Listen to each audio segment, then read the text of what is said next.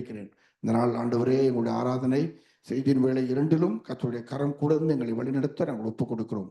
இயேசுவின் மூலம் ஜெபம் கேளும் எங்கள் ஜீவனுள்ள நல்ல பிதாவே, ஆமென் ஆமென். கர்த்தர் நல்லவர். ஆமென்.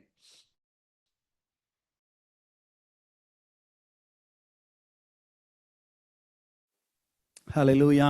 ஆண்டவராகிய இயேசு கிறிஸ்துவின் நாமத்தினாலே இந்த மாலை வேளையில் உங்களை எல்லாரையும் இந்த ஆராதனைக்கு வாழ்த்தி வரவேற்கிறோம். எப்பொழுதும் சொல்லுகிற மாதிரி எந்த இடத்துல இருந்தாலும், நம்ம அநேக இடங்களில் இருந்தாலும் கர்த்தரை ஆராதிக்கிறது என்பது ஒரு பெரிய சந்தோஷமான காரியம். நாம் கடந்த வாரத்திலலாம் தியானித்து கொண்டிருந்தோம்.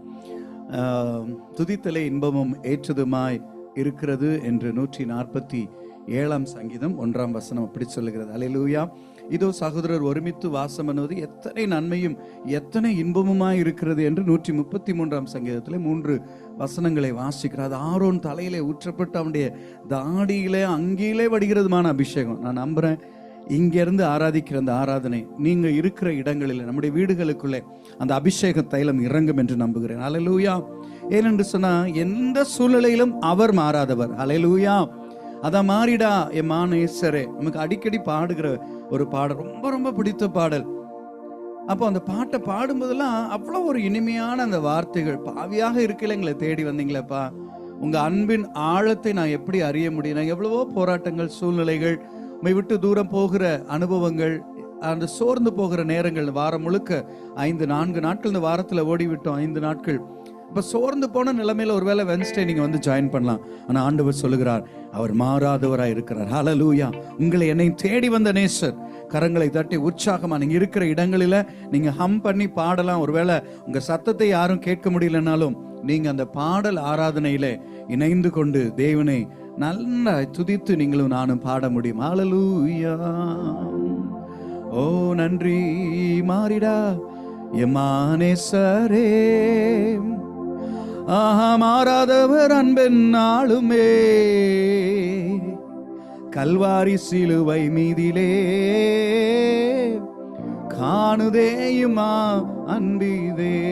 ஹல்லேலூயா. கரங்களை தட்டி ஆண்டவரே, பாவியாக இருக்கையில எங்களை தேடி வந்தீங்களே என்று சொல்லி உற்சாகமாய் கரங்களை தட்டி எஸ் லார்ட் நன்றி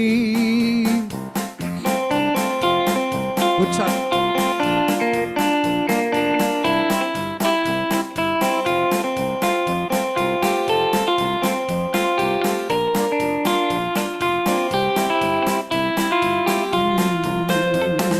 மாறிடா எம்மானேசரே, ஆஹா மாறாதவர் அன்பின் ஆளுமே, கல்வாரி சிலுவை மீதிலே காணுதே எம்மா அன்பிதே. சொல்லுவோம், மாறிடா எம்மானேசரே, ஆஹா மாறாதவர் அன்பின் ஆளுமே, கல்வாரி சிலுவை மீதிலே காணுதே எம்மா அன்பிதே. இயேசுவின் மகா அன்பிதே, அதன் ஆழம் அறியலாகுமோ, இதற்கின ஏதும் வேறில்லையே, இன ஏதும் வேறில்லையே. இயேசுவின் மகா அன்பிதே, அதன் ஆழம் அறியலாகுமோ, இதற்கின ஏதும், இதற்கு இணை இல்லையே, வேறில்லையே. பாவியாக இருக்கையிலே அன்பால் பாரில் உன்னை தேடி வந்தாரே, நீசன் என்றென்னை தள்ளாமலே நேசனாக மாற்றிடவே. சொல்லுவோம், பாவியாக இருக்கையிலே அன்பால் பாரில் என்னை தேடி வந்தாரே, நீசன் என்றென்னை தள்ளாமலே நேசனாக மாற்றிடவே. கரங்களை உயர்த்தி இயேசுவின் மகா அன்பிதே, அதில் ஆழம் அறியலாகுமோ, இதற்கின ஏதும் வேறில்லையே,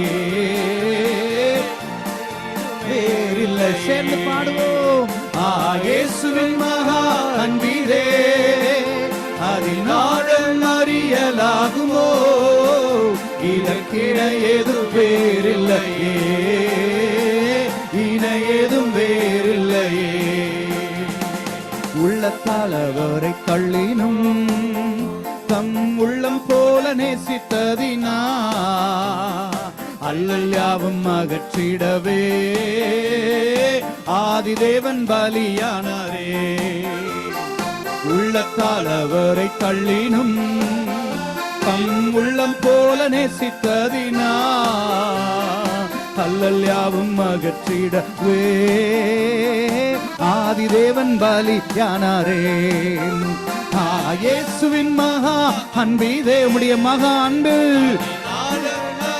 லாகுமோ இதற்கின ஏதும் ஏறில்லையே, இன ஏதும் வேறில்லையே. கரங்களை உயர்த்தி சொல்லுங்க. இயேசுவின் மகா அன்பீதே எஸ்லோ நாளும் அறியலாகுமோ இதற்கின ஏதும் வேறில்லையே, இன ஏதும் வேறில்லையே. சேற்றில் விண்ட என்னை அவர் தூக்கி எடுத்தார், நாற்றமெல்லாம் ஜீவ ரத்தம் கொண்டு மாற்றினார். சேற்றில் விண்ட என்னை அவர் தூக்கி எடுத்தார், நாற்றமெல்லாம் ஜீவ ரத்தம் கொண்டு மாற்றினார். ஆனந்தம் கொள்ளுவேன் அவரை நான் பாடுவேன் உயிருள்ள நாள் வரையில். அல்லேலூயா. ஆனந்தம் சந்தோஷமா பாடணும், உண்மையா பாடணும். உயிருள்ள நாள் வரை நான் பாடணும். இந்த நாவில் புது பாட்டு எந்த இயேசு தருகிறார். நம்முடைய ஒவ்வொருடைய வாய்களிலும் புது பாட்டு எந்த இயேசு தருகிறார். ஆனந்தம் கொள்ளுவேன் அவரை நான் பாடுவேன். அவரைத்தான் பாடுகிறேன். ஏசப்பா உங்களை பாடுவதற்கு ஆனந்தம் கொள்ளுவேன் அவரை நான் பாடுவேன் உயிருள்ள நாள் வரை. வாதை நோயும் வந்த போது வேண்டல் கேட்டுட்டார், பாதை காட்டி துன்பம் எல்லாம் நீக்கி மீட்டுட்டார். வாதை நோயும் வந்த போது வேண்டல் கேட்டுட்டார், பாதை எல்லாம் நீட்டிட்டார். ஆனந்தம் கொள்ளுவேன் அவரை நான் பாடுவேன் உயிருள்ள நாள் வரையில். அல்லேலூயா. ஆனந்தம் கொள்ளுவேன் அவரை நான் பாடுவேன் உயிருள்ள நாள் வரையில். ஆண்டவர் ஆளுகை செய்கின்றார், அனைத்து உயிர்களை பாடுங்கள். ஆண்டவர் ஆளுகை செய்கின்றார், அனைத்து உயிர்களை பாடுங்கள். ராஜாதி ராஜா கரங்களை உயர்த்தி கர்த்தாதி கர்த்தா வாழ்க வாழ்க எப்போதும் இருப்பவர் வாழ்க இனிமேலும் வருபவர். ராஜாதி ராஜா கரங்களை அசைத்து கர்த்தாதி கர்த்தா வாழ்க வாழ்க எப்போது இருப்பவர் வாழ்க இனிமேலும் வருபவர். மகிழ்வுடனே கர்த்தருக்கு ஆராதனை செய்யுங்கள். மகிழ்வுடனே கர்த்தருக்கு ஆராதனை செய்யுங்கள். ஆனந்த சத்தத்தோடே திருமுன் வாருங்கள். ஆனந்த சத்தத்தோடே வாருவோம். சத்தத்தோடே திருமுன் வாருங்கள். கரங்களை உயர்த்தி ராஜாதி ராஜாதி ராஜா ராஜாதி ராஜா கர்த்தாதி கர்த்த உங்கள் வீடுகளில் ஆராதிக்கிற தேவ பிள்ளையை அவர் ஆளுகை செய்து கொண்டிருக்கிறார். வாழ்க வாழ்க மேலும் வருபவர். மீண்டும் ஒரு முறை ராஜாதி ராஜா ராஜாதி ராஜா கர்த்தாதி கர்த்தா வாழ்க எப்போதும் இருப்பவர் வாழ்க இனிமேலும் வருபவர் வாழ்க வாழ்க. வெற்றி கொடி பிடித்திடுவோம், நாம் வீர நடை நடந்திடுவோம். வெற்றி கொடி பிடிப்போம், வெற்றி கொடி பிடித்திடுவோம். உனக்கு தோல்வி இல்லை மகளே. ரீபா தூரா நடந்திடுவோம். வெள்ளம் போல சாத்தான் வந்தாலும் ஆவிதாமே கொடி பிடிப்பா. வெள்ளம் போல சாத்தான் வந்தாலும் ஆவிதாமே கோடி பிடிப்பா. அஞ்சாதே என் மகனே, நீ அஞ்சாதே என் மகளே. ஆண்டவர் சொல்லுகிற அஞ்சாதே அஞ்சாதே என் மகனே, நீ அஞ்சாதே என் மகளே. வெற்றி கொடி பிடித்திடுவோ, நாம் வீர நடை நடந்திடுவோ. எஸ் ஆமென். வெற்றி கொடி பிடித்திடுவோ, நாம் வீர நடை நடந்திடுவோ. காடானாலும் மேடானாலும் கர்த்தருக்கு பின்னடப்போ. அறிக்கையிடுவோ. காடானாலும் மேடானாலும் என்ன சூழ்நிலை மாறினாலும் கர்த்தருக்கு பின்னடப்போ. கலப்பையில் கை வைத்திட்டோம், நாம் திரும்பி பார்க்க மாட்டோம். It's a commitment. கலப்பையில் கை வைத்திட்டோம், உமக்காக நாங்க வாழும்படி திரும்பி பார்க்க மாட்டோம். கரங்களை தட்டி உற்சாகமா கோடி பிடித்திடுவோம், வீரநாடை நடந்திடுவோம். நன்றி அப்பா. வெற்றி கோடி பிடித்திடுவோம், நாம் வீரநாடை நடந்திடுவோம். வெற்றி கோடி பிடித்திடுவோம், நாம் வீரநாடை நடந்திடுவோம். கரங்களை தட்டி ஆண்டவரை ஆராதிக்கிறோம். ஹalleluya ஹalleluya. நல்ல உற்சாகமா தேவ பிள்ளையே. ரீமா பாதாரா, அவர் மாறாதவர், நம்மை அழைத்தவர் உண்மையுள்ளவர். உண்மையுள்ள மனிதன் பரிபூரண ஆசீர்வாதத்தை பெறுவான். ஆமென். எதுல உண்மை வேணுமோ அவரை ஆராதிக்கிறது. நான் சொல்றேன், யாரும் ஒருவரை ஒருவர் பார்க்க முடியாது. இங்க ஒரு சிலர் இருக்கிறோங்க, but you are inside your room, inside your house, maybe alone, but God says, I want to see you, your heart. ஆண்டவரே, ரெண்டு கரங்களை உயர்த்தி ஹalleluya. ஆண்டவர், ஆயிரந்தான் துன்பம் வந்தாலும் அணுகாது அணுகாது. சொல்லுங்க, ஆயிரந்தான் துன்பம் வந்தாலும் அணுகாது அணுகாது. ஆவியின் பட்டயம் உண்டு, நாம் அலகையை வென்று விட்டோம். ரெண்டு கரங்களை உயர்த்தி தேவ பிள்ளைய, உங்களுக்கு எனக்கும் என்ன இருக்குதோ இல்லையோ ஆவியின் பட்டயத்தை கொடுத்திருக்கிறோம். தேவ வசனமாகிய அந்த கூர்மையான பட்டயம் உங்க கையில, என் கையில இருக்கு. ஹalleluya. The promises, the verses, கர்த்தர் கொடுத்த ஜீவனுள்ள வார்த்தை உங்களுக்கா எனக்கா இருக்கும் பொழுது கவலைப்பட தேவையில்லை. என்ன சூழ்நிலை வந்தாலும் ஆண்டவரே, அதற்கு எதிராய் நாங்கள் பேசுகிறோம் என்று பேசுவோம். அதனாலதான் ஆராதனை என்பது என்ன தெரியுமா? ஃபாதர் பாட்டு எப்ப பாடினாலும் சரி, எந்த இடத்துல எந்த சூழ்நிலையில, எவ்வளவு டிஸ்டன்சஸ், ஆன்லைனோ ஆஃப்லைனோ, சின்ன கூட்டமோ பெரிய கூட்டமோ, எங்க பாடினாலும் சரி தேவ பிரசன்னம் அங்கே இறங்கி வரும் என்பதுல சந்தேகமே இல்லை. I believe the spirit of God is upon you. நீங்க இருக்கிற அறைகளுக்குள்ள நீங்க நம்புறீங்களோ இல்லையோ, கர்த்தருடைய ஆவியானவர் உங்களை நிரப்பிக் கொண்டு இருக்கிறார். ஹalleluya. அதனாலதான் அந்த பாட்டு சொல்லுது, உம்மை நம்பி உந்தன் பாதம் உறுதியாய் பற்றி கொண்டோ, ஒரு போதும் கைவிட மாட்டீர். நீங்க ஹம் பண்றீங்களா? ஒருவேளை என்னால கேட்க முடியாது, but you can say, you can Singh. ஆண்டவரே, உங்களை நம்பி இருக்கிறோம். எவ்வளவு பேர் சொல்ல முடியும்?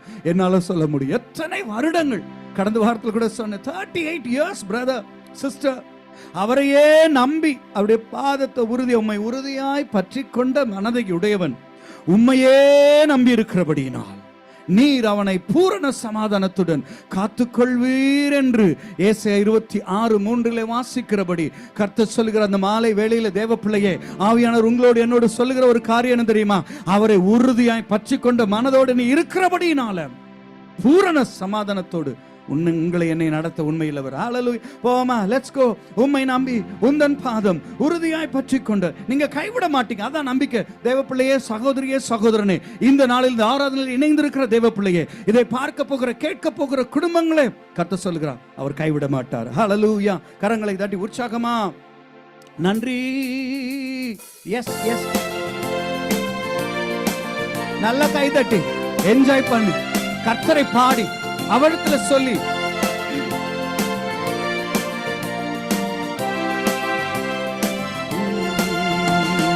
உம்மை நம்பி உந்தன் பாதம் உறுதியாய் பற்றி கொண்டோம். ஒரு போது கொஞ்சம் பாஸ் பண்ணலாம். உம்மை நம்பி உந்தன் பாதம் உறுதியாய் பற்றி கொண்டோ, ஒரு போதும் கைவிட மாட்டேன். கண்ணீரை துடைத்து கரங்களை பிடித்து காலமெல்லாம் காத்து கொண்டீர். பாடோ. கண்ணீரை துடைத்து கரங்களை பிடித்து காலமெல்லாம் காத்து கொண்டீர். ஐயா, காலமெல்லாம் காத்து கொண்டீர். உம்மை நம்பி உந்தன் பாதம் உறுதியாய் பற்றி கொண்டோம், ஒரு போதும் கைவிட மாட்டேன். ஏசப்பா அவரை பார்த்து போதும் கைவிட மாட்டேன். மகனாக மகனாக மகளாக அப்பா என்று அழைக்கும் உரிமையை எனக்கு தந்தி. உங்களுக்கு உரிமையை கொடுத்திருக்கிறார். மகளாக அப்பா என்று அழைக்கு உரிமையை எனக்கு தந்தி. அந்த உரிமை எனக்கு உண்டு ஆண்டவரே, எனக்கு தந்தீர். ஆமென். உம்மை நம்பி உந்தன் பாதம் உறுதியாய் பற்றி கொண்டோம், ஒரு போதும் கைவிட மாட்டேன். S Jesus. உம்மை நம்பி உந்தன் பாதம் உறுதியாய் பற்றி கொண்டோம், ஒரு போதும் கைவிட மாட்டேன். அச்சாரமா முத்திரையாய் அபிஷேக வல்லமையை அடிமைக்கு தந்தீரே. அச்சாரமாய் முத்திரையாய் அபிஷேக வல்லமையை அடிமைக்கு தந்தீரே. இந்த அடிமைக்கு தந்தீரே, இந்த அடிமைக்கு தந்தி. உம்மை நம்பி உம்மை நம்பி உந்தன் பாதம் உறுதியாய் பற்றி கொண்டோ, ஒரு போதும் கைவிடமா. விசுவாசத்தோடு பாடுவோம். உறுதியாய் பற்றி கொண்டோ, ஒரு போதும் கைவிட மாட்டேன். நன்றி அப்பா, ஸ்தோத்திரம் ஆண்டவரே. நன்றியோடு மை துதிக்கிறோம். பயப்பட மாட்டேன், நான் பயப்பட மாட்டேன், பயப்பட மாட்டேன், நான் பயப்பட மாட்டேன். இயேசு என்னோடு இருப்பதினால், சொல்லுவோம், இயேசு என்னோடு இருப்பதினால் பயப்பட மாட்டேன், நான் பயப்பட மாட்டேன், பயப்பட மாட்டேன், நான் பயப்பட மாட்டேன். இயேசு என்னோடு இருப்பதனால், இயேசு என்னோடு இருப்பதனால் உதவி செய்கிறா, பலன் தருகிறா, ஒவ்வொரு நாளும் கூட வருகிறா, ஒவ்வொரு நாளும் கூட வருகிறா. பயப்பட மாட்டேன், நான் பயப்பட மாட்டேன். இயேசு என்னோடு இருப்பதனா, என் இயேசு என்னோடு இருப்பதனா. காற்று வீசட்டும், கடல் பொங்கட்டும், காற்று வீசட்டும், கடல் பொங்கட்டும், எனது நங்கூரம் இயேசு இருக்கிறா, எனது நங்கூரம் இயேசு இருக்கிறா.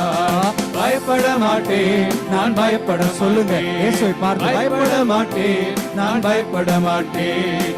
இயேசு என்னோடு இருப்பதனா. எங்களோடு இருக்கிறீங்க, இந்த அறைக்குள்ள இருக்கிறீங்கப்பா. நீங்க இருக்கிற ஒவ்வொருவர் பாடுகிற ஒவ்வொரு இடத்திலையும் நான் பயப்பட மாட்டேன், ஓ பயப்பட மாட்டேன், நான் பயப்பட. இயேசு சொல்லுங்க, இயேசு என்னோடு இருப்பதனா, என் இயேசு என்னோடு இருப்பதனா.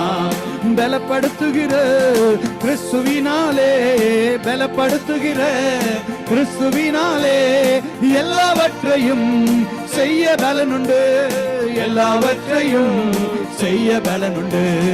பயப்பட மாட்டேன். கரங்களை அசைத்து பாபா, ஓ நான் பயப்பட மாட்டேன்.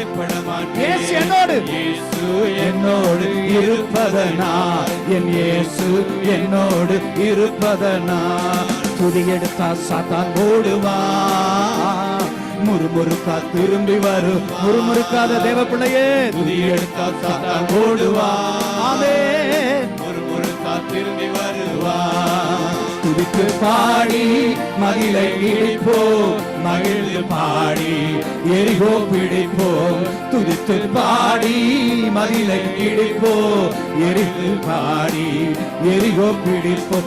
டேவிட் பாடினா சவுலுக்கு விடுதலை, டேவிட் பாடினா சவுலுக்கு விடுதலை. கலக்கம் நீங்கியது, ஆறுதல் வந்தது, கலக்கம் நீங்கியது, ஆறுதல் வந்தது. துதித்து பாடி மதிலை இடிப்போம், மகிழ்ந்து பாடி எரிகோ பிடிப்போம். துதித்து பாடி மதிலை இடிப்போம், மகிழ்ந்து பாடி எரிகோ பிடிப்போம். திரும்பி வருவான். சொல்லுங்க நீங்க துதிக்க துதிக்க. சாத்தான் ஓடுவான், திரும்பி வருவான். ஆடுகள் மேய்த்தவன் அரசனாய் மாறினான், ஆடுகள் மேய்த்தவன் அரசனாய் மாறினான். ஆராதனை வீரனுக்கு ப்ரமோஷன் நிச்சயம், ஆராதனை வீரனுக்கு ப்ரமோஷன் நிச்சயம். துதித்து பாடி மதிலை இடிப்போம். துதித்து பாடுவோம், மகிழ்ந்து பாடுவோம். எரிகோக்கள் உடைகிறது, எல்லா தடை செய்கிற எரிகோக்களை கர்த்தர் உடைத்துக் கொண்டிருக்கிறார். பாடி எரிகோ பிடிப்போம். துதித்து சாத்தான் ஓடுவான், முறுமுறுத்தா திரும்பி வருவான். ரீபாமரசே சாத்தான் ஓடுவான், முறுமுறுத்தா திரும்பி வருவான்.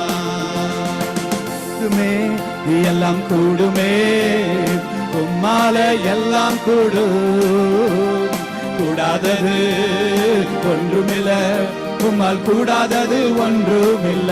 பாடுவோம். கூடுமே, எல்லாம் கூடுமே, உம்மால எல்லாம் கூடும். உம்மால எல்லாம் கூடும் அல்லவா? கூடாதது ஒன்றுமில்ல, உம்மால் கூடாதது ஒன்றுமில்ல.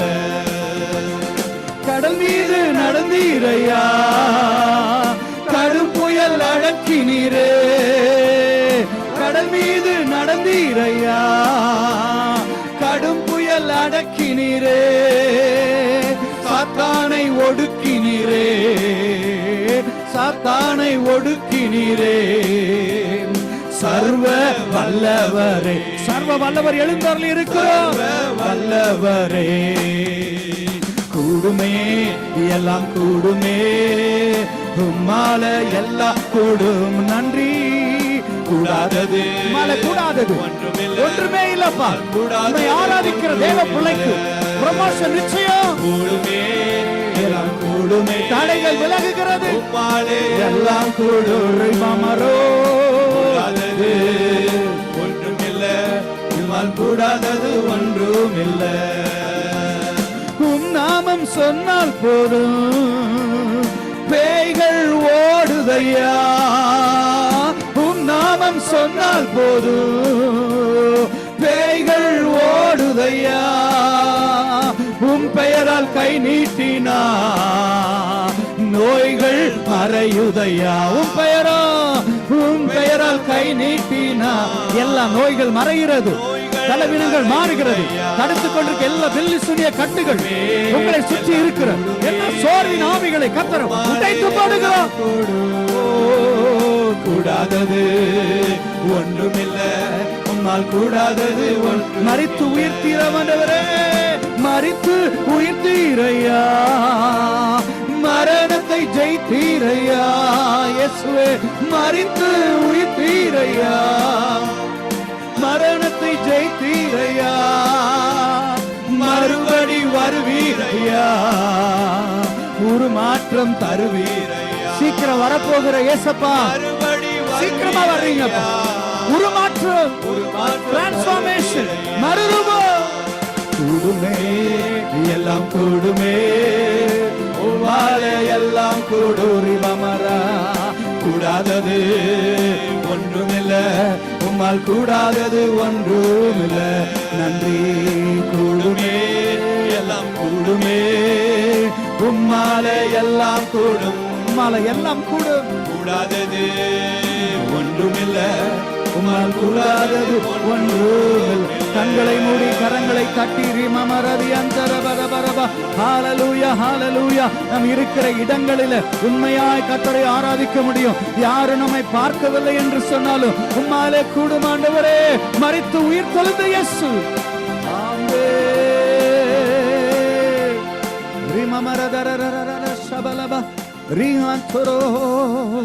எல்லாம் அவராலே கூடும். கரங்களை உயர்த்தி சொல்லுவோமா? உம்மால எல்லாம் கூடும் ஆண்டவரே. உங்களால கூடாத காரியம் என்று ஒன்றும் இல்லை ஆண்டவர். இன்றைக்கு அந்த அந்த ஒவ்வொரு வரியிலையும் அவ்வளவு அழகா எழுதி இருக்க பாருங்க. நோய்கள் விலகுகிறது ஆண்டவரே, பேய்கள் ஓடும். உங்க நாமம் சொன்னால் போதும் ஆண்டவரே. அப்பா, எவ்வளவு வல்லமையில நாமத்தை நல்ல கண்களை மூடி பயபக்தியோடு கூட ஹalleluya ஒரு 10 minutes மேக்ஸிமம் அப்படியே கர்த்தர்ட்ட ஒப்பு கொடுக்க போறோம். உம்மை உயர்த்தி உயர்த்தி உள்ளம் மகிழுதையா, உம்மை நோக்கி பார்த்து இதயம் துள்ளுதையா. தேவக்கு நான் உண்மையா சொல்றேன், எப்பொழுதெல்லாம் நம்ம அவரை நோக்கி பார்த்து உயர்த்தி உயர்த்தி அவர்கள் அவரை நோக்கி பார்த்து பிரகாசம் அடைந்தார்கள். அவர்கள் முகங்கள் வெட்கப்படவில்லை. உம்மை நோக்கி பார்த்து ஏசப்பாவின் முகத்தை நோக்கி பார்ப்போமா? இதயம் துள்ளுதையா. கரம் பிடித்து நடத்துகிறீ, காலமெல்லாம் சுமக்கின்றீ. கரம் பிடித்து எங்களை நீங்க தானே கரம் பிடிச்சிருக்கீங்கப்பா. நடத்துகிறீ, காலமெல்லாம் சுமக்கின்றீ. வாய்களை திறந்து சொல்லுங்க, நன்றி. உங்களுக்கு சொல்லாம யாரு? ஆமாண்டவரே, நன்றி. இருக்கிற இடங்களில கரங்களை உயர்த்தி நல்லவரே, வல்லவரே, காண்பவரே,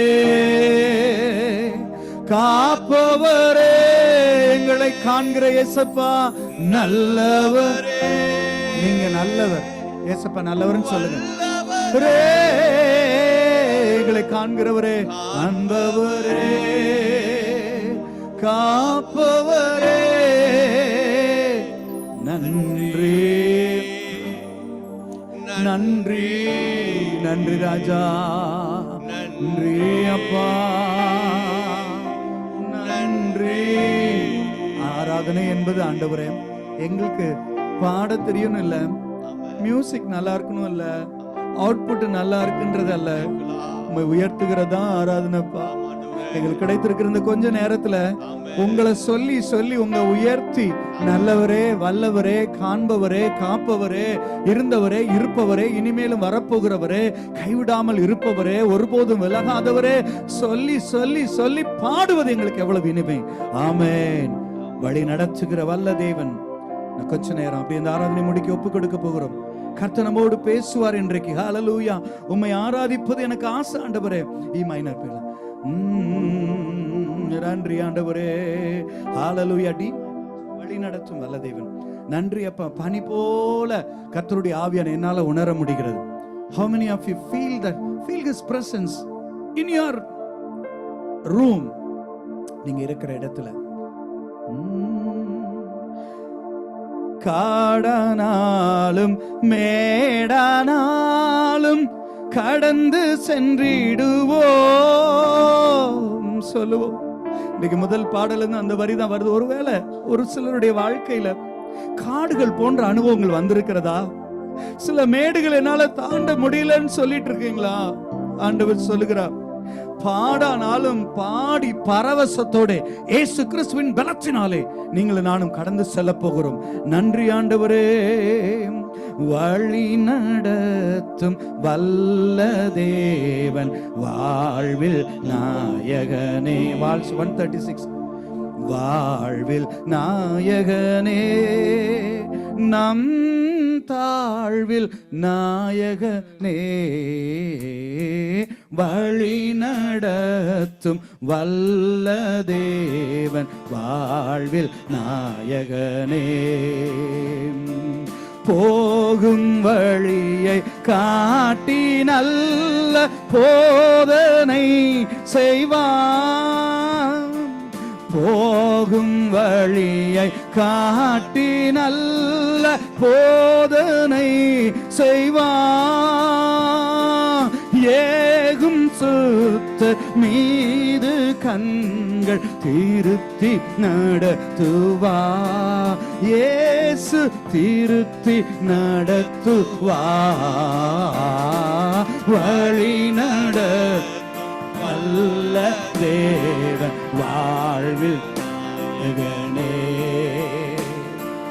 வாழ்வில் நாயகனே நம் தாழ்வில் நாயகனே. வழி நடத்தும் வல்ல தேவன் வாழ்வில் நாயகனே. வாதை நோய்கள் வன் துன்பங்கள் வருத்திய போதும். வாதை நோய்கள் வன் துன்பங்கள் வருத்திய போதும்.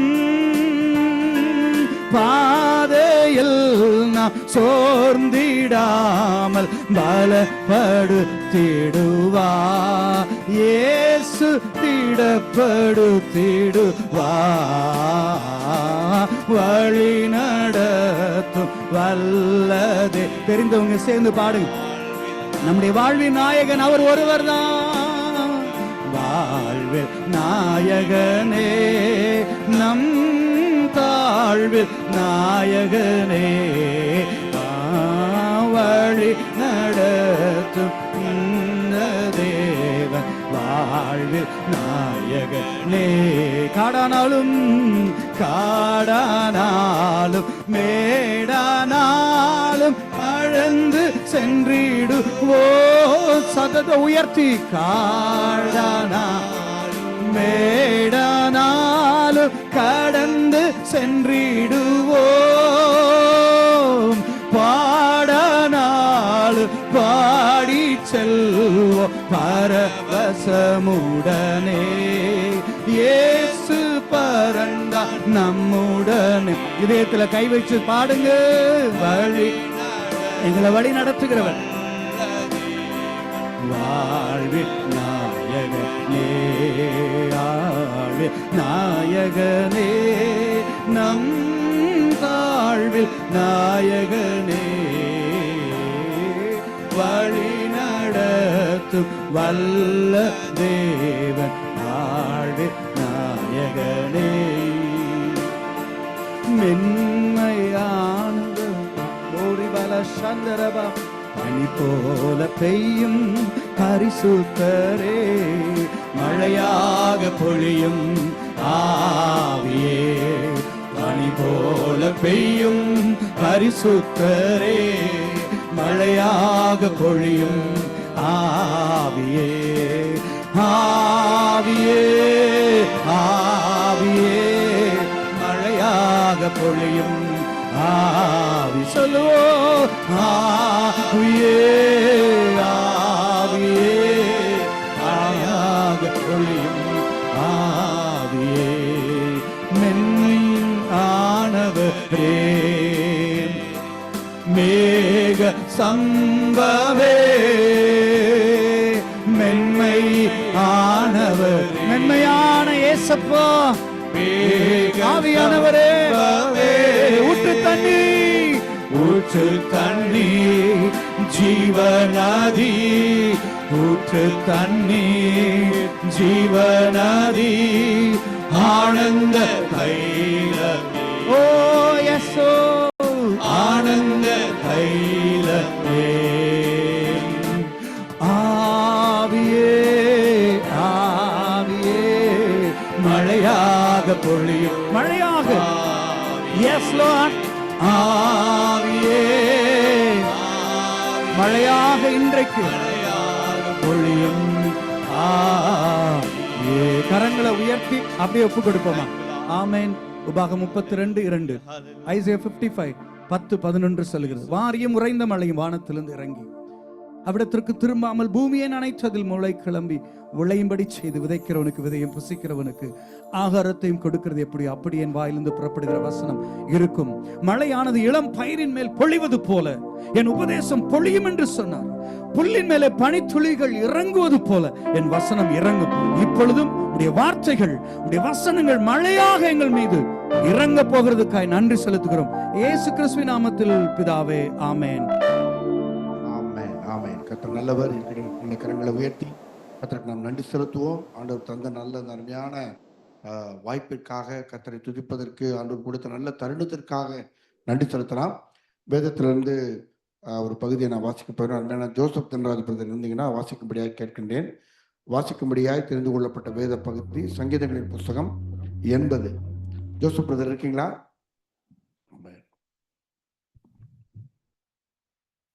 சரி, அப்படி இல்லைன்னா வேற யாரும் வாசிக்கிறேன். Ayyappan Daniel brother வாசிக்கிறீங்களா?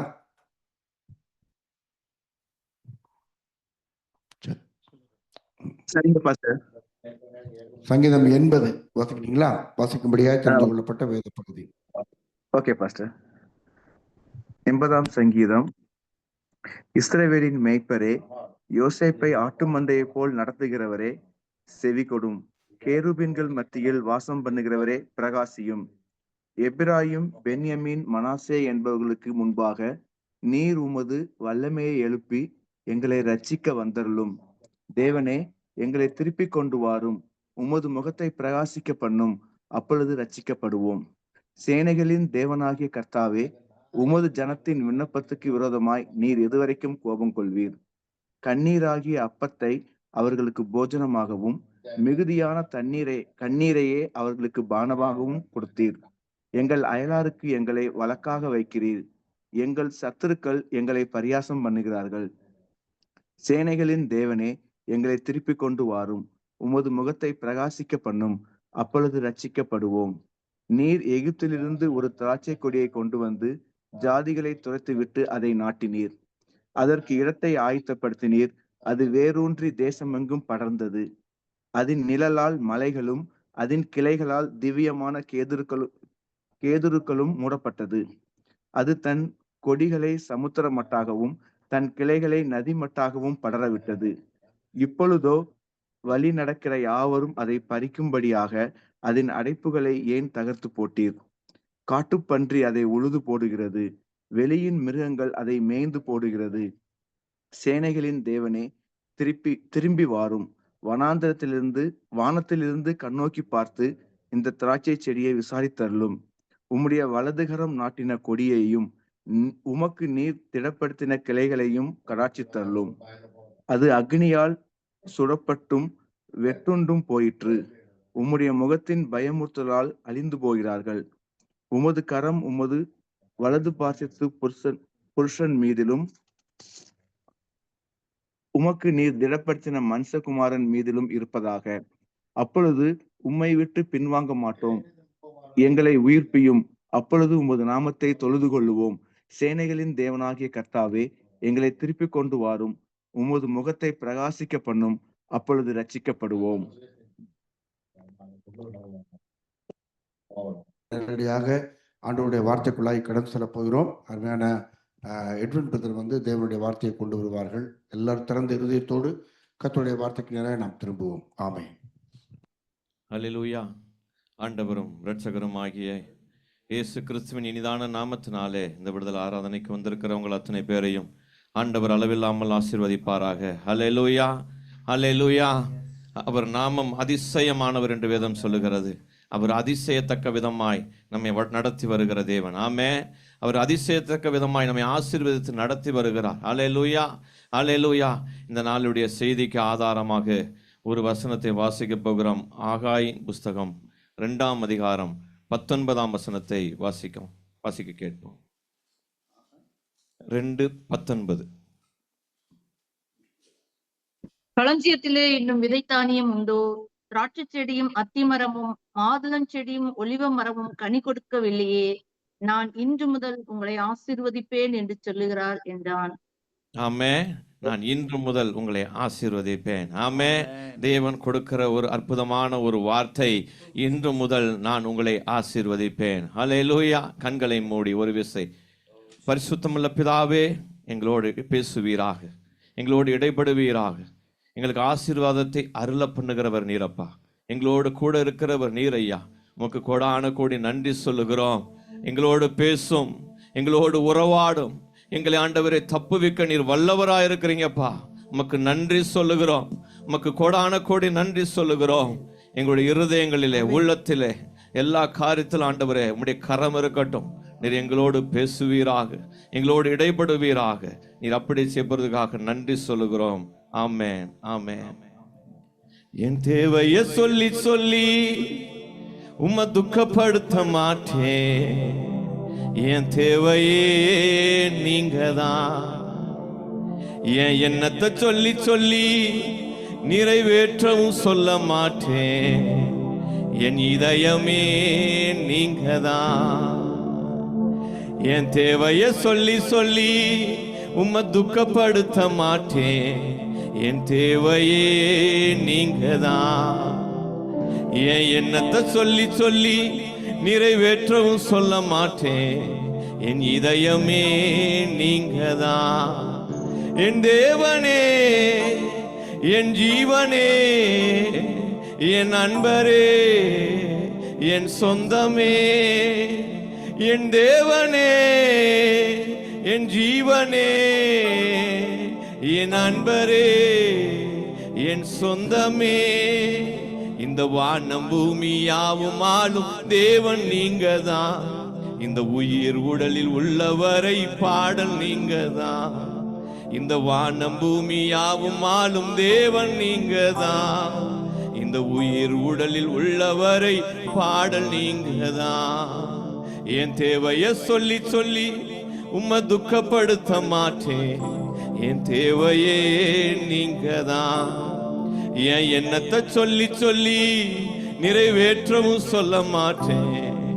என் இதயமே நீங்க தான். ஆமென், ஆமென். நம்முடைய தேவை ஆண்டவராக மாத்திரம்தான் இருக்கணும். ஆமென், ஆமென். ஹல்லேலூயா. சங்கீதம் 115:12 இப்படி சொல்லுகிறது, கர்த்தர் நம்மை நினைத்திருக்கிறார், அவர் ஆசீர்வதிப்பார். ஆமென். இந்த மாதத்தினுடைய வாக்குத்தத்தம் நீதிமொழிகள் 28:20 அருமையாய் நமக்கு ஆண்டவர் கொடுத்த வாக்குத்தத்தம். உண்மையுள்ள மனுஷன் பரிபூரண ஆசீர்வாதங்களை பெறுவான் என்று நம்ம பாஸ்டர் அருமையா 1ஆம் தேதி நமக்கு வாக்குத்தத்தத்தை கொடுத்தாங்க. அதில் 4 காரியத்தை குறித்து பேசினதை நாம் பார்த்தோம். பூமிக்குரிய ஆசீர்வாதம், சரீரம் சம்பந்தப்பட்ட ஆசீர்வாதம், ஆத்துமா சம்பந்தப்பட்ட ஆசீர்வாதம், அது நித்திய ஆசீர்வாதம் என்று 4 காரியங்களை குறித்து ஆண்டவர் நம்மோடு பேசினதை நாம் கேட்டோம். அதே போல போன வாரம் புதன்கிழமையில பாஸ்டர் மீண்டுமாய் உண்மையுள்ள மனிதன் உண்மையாய் இருப்பது எப்படி, உண்மையாய் ஒரு மனிதன் வாழுவது எப்படி, உண்மையை நாம் எப்படி தரித்து கொள்ள வேண்டும் என்று சொல்லி நம்ம ஆண்டவர் நம்மோடு விளம்பினதை பேசினதை நாம் கேட்டோம். இந்த வாரம் ஃப்ரைடேல அருமையான துரன் எடுத்தாங்க, பரிபூரண ஆசீர்வாதத்தை குறித்து நாம் பார்த்தோம். In his presence there is fullness of joy என்ற வார்த்தையின் மூலமாக கர்த்தர் நம்மோடு பேசினதை நாம் பார்த்தோம். இந்த நாளிலும் கூட பரிசுத்த ஆவியானவர் நமக்கு கொடுக்கிற வார்த்தை, இன்று முதல் நான் உங்களை ஆசீர்வதிப்பேன். ஆமென். இன்று முதல் நான் உங்களை ஆசீர்வதிப்பேன் என்ற வார்த்தையாக. அப்ப ஆசீர்வாதம் என்றால் என்ன? அநேகருக்கு பலவிதமான காரியங்கள் மனதிலே ஓடும். ஆசீர்வாதம் என்றால் உலகத்திற்குரிய காரியம் மாத்திரமே என்று தோன்றும். ஆனால் அப்படி அல்ல. தேவன் நமக்கு கொடுக்கிற அத்தனை ஆசீர்வாதங்களும் அது ஆவிக்குரியதாகவும் இருக்கலாம், பூமிக்குரியதாக இருக்கலாம். அவர் நினைச்ச எல்லாவற்றையும் நமக்கு செய்ய வல்லவராக இருக்கிறார். ஆமென். அதை நாம் எப்படி பெற்றுக்கொள்வது, அவர் அதற்கு என்ன செய்ய விரும்புகிறார், எப்படி நாம் வாழ வேண்டும் என்று நினைக்கிறார், நாம் ஆசீர்வாதம் என்பது என்ன, அதைத்தான் நம்ம படிக்க போறோம். ஹல்லேலூயா. ஆசீர்வாதம் என்பது அதுல ஒரு ரகசியம் அடங்கி இருக்கிறது. அதற்குள்ள ஒரு ரகசியம் காணப்படுகிறது. எனக்கு ஆசீர்வாதம் இல்லை என்று ஒரு மனிதனும் சொல்ல முடியாது. ஆண்டவர் எனக்கு ஆசீர்வாதத்தை தரவில்லை என்று ஒரு மனிதனும் சொல்ல முடியாது. என்றைக்கு உங்களையும் என்னையும் படைத்தாரோ அன்றைக்கு நம்மோடு ஆசீர்வாதமும் சேர்ந்து வந்துருச்சு. ஆமென். ஒரு ஆமென் சொல்லுவோமா? அது இப்ப பரலோக பொக்கிஷத்துல இருக்கிறது.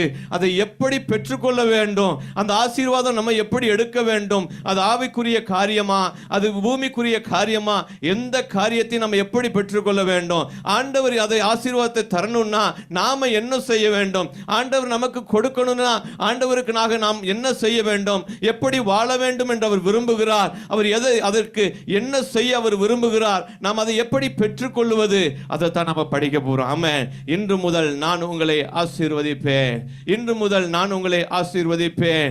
என்னாகமத்தின் புஸ்தகம் 24:1 இப்படி சொல்லுகிறது, இஸ்ரவேலை ஆசீர்வதிப்பதே கர்த்தருக்கு பிரியம். ஆமென்.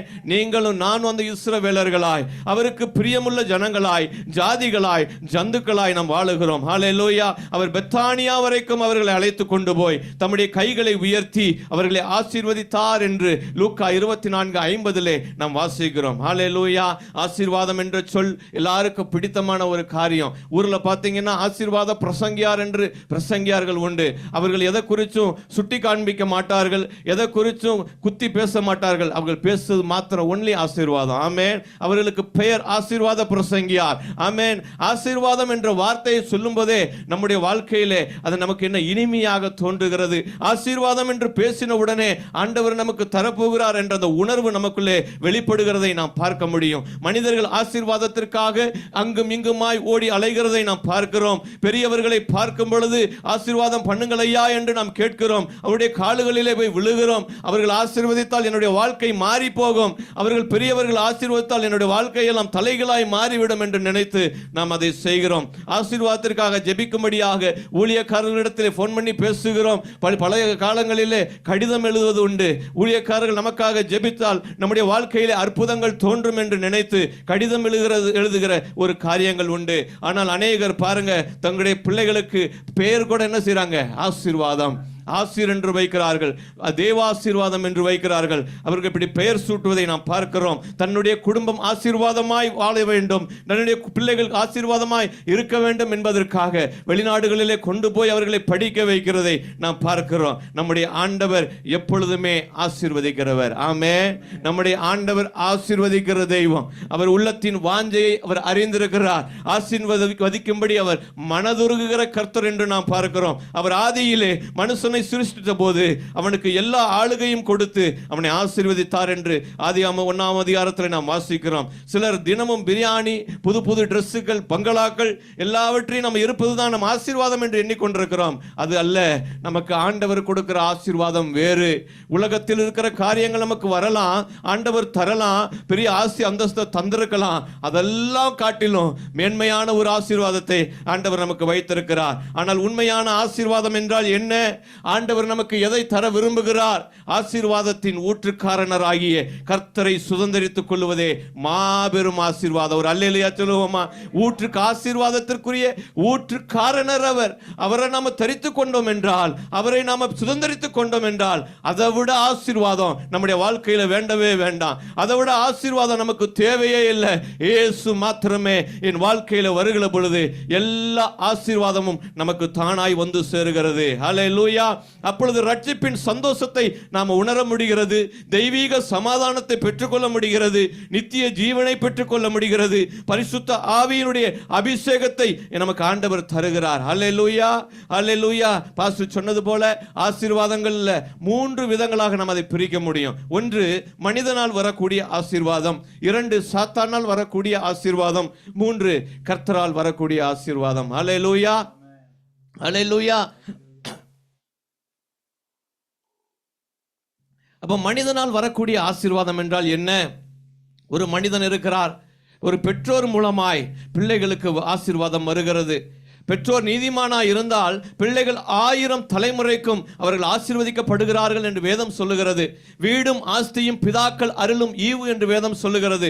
அப்போ ஒரு மனிதன் உண்மையாய் நீதிமானாய் அவன் வாழ்ந்தால் அந்த சந்ததிக்கு என்ன செய்யும்? அந்த ஆசீர்வாதம் பின்தொடர்கிறது.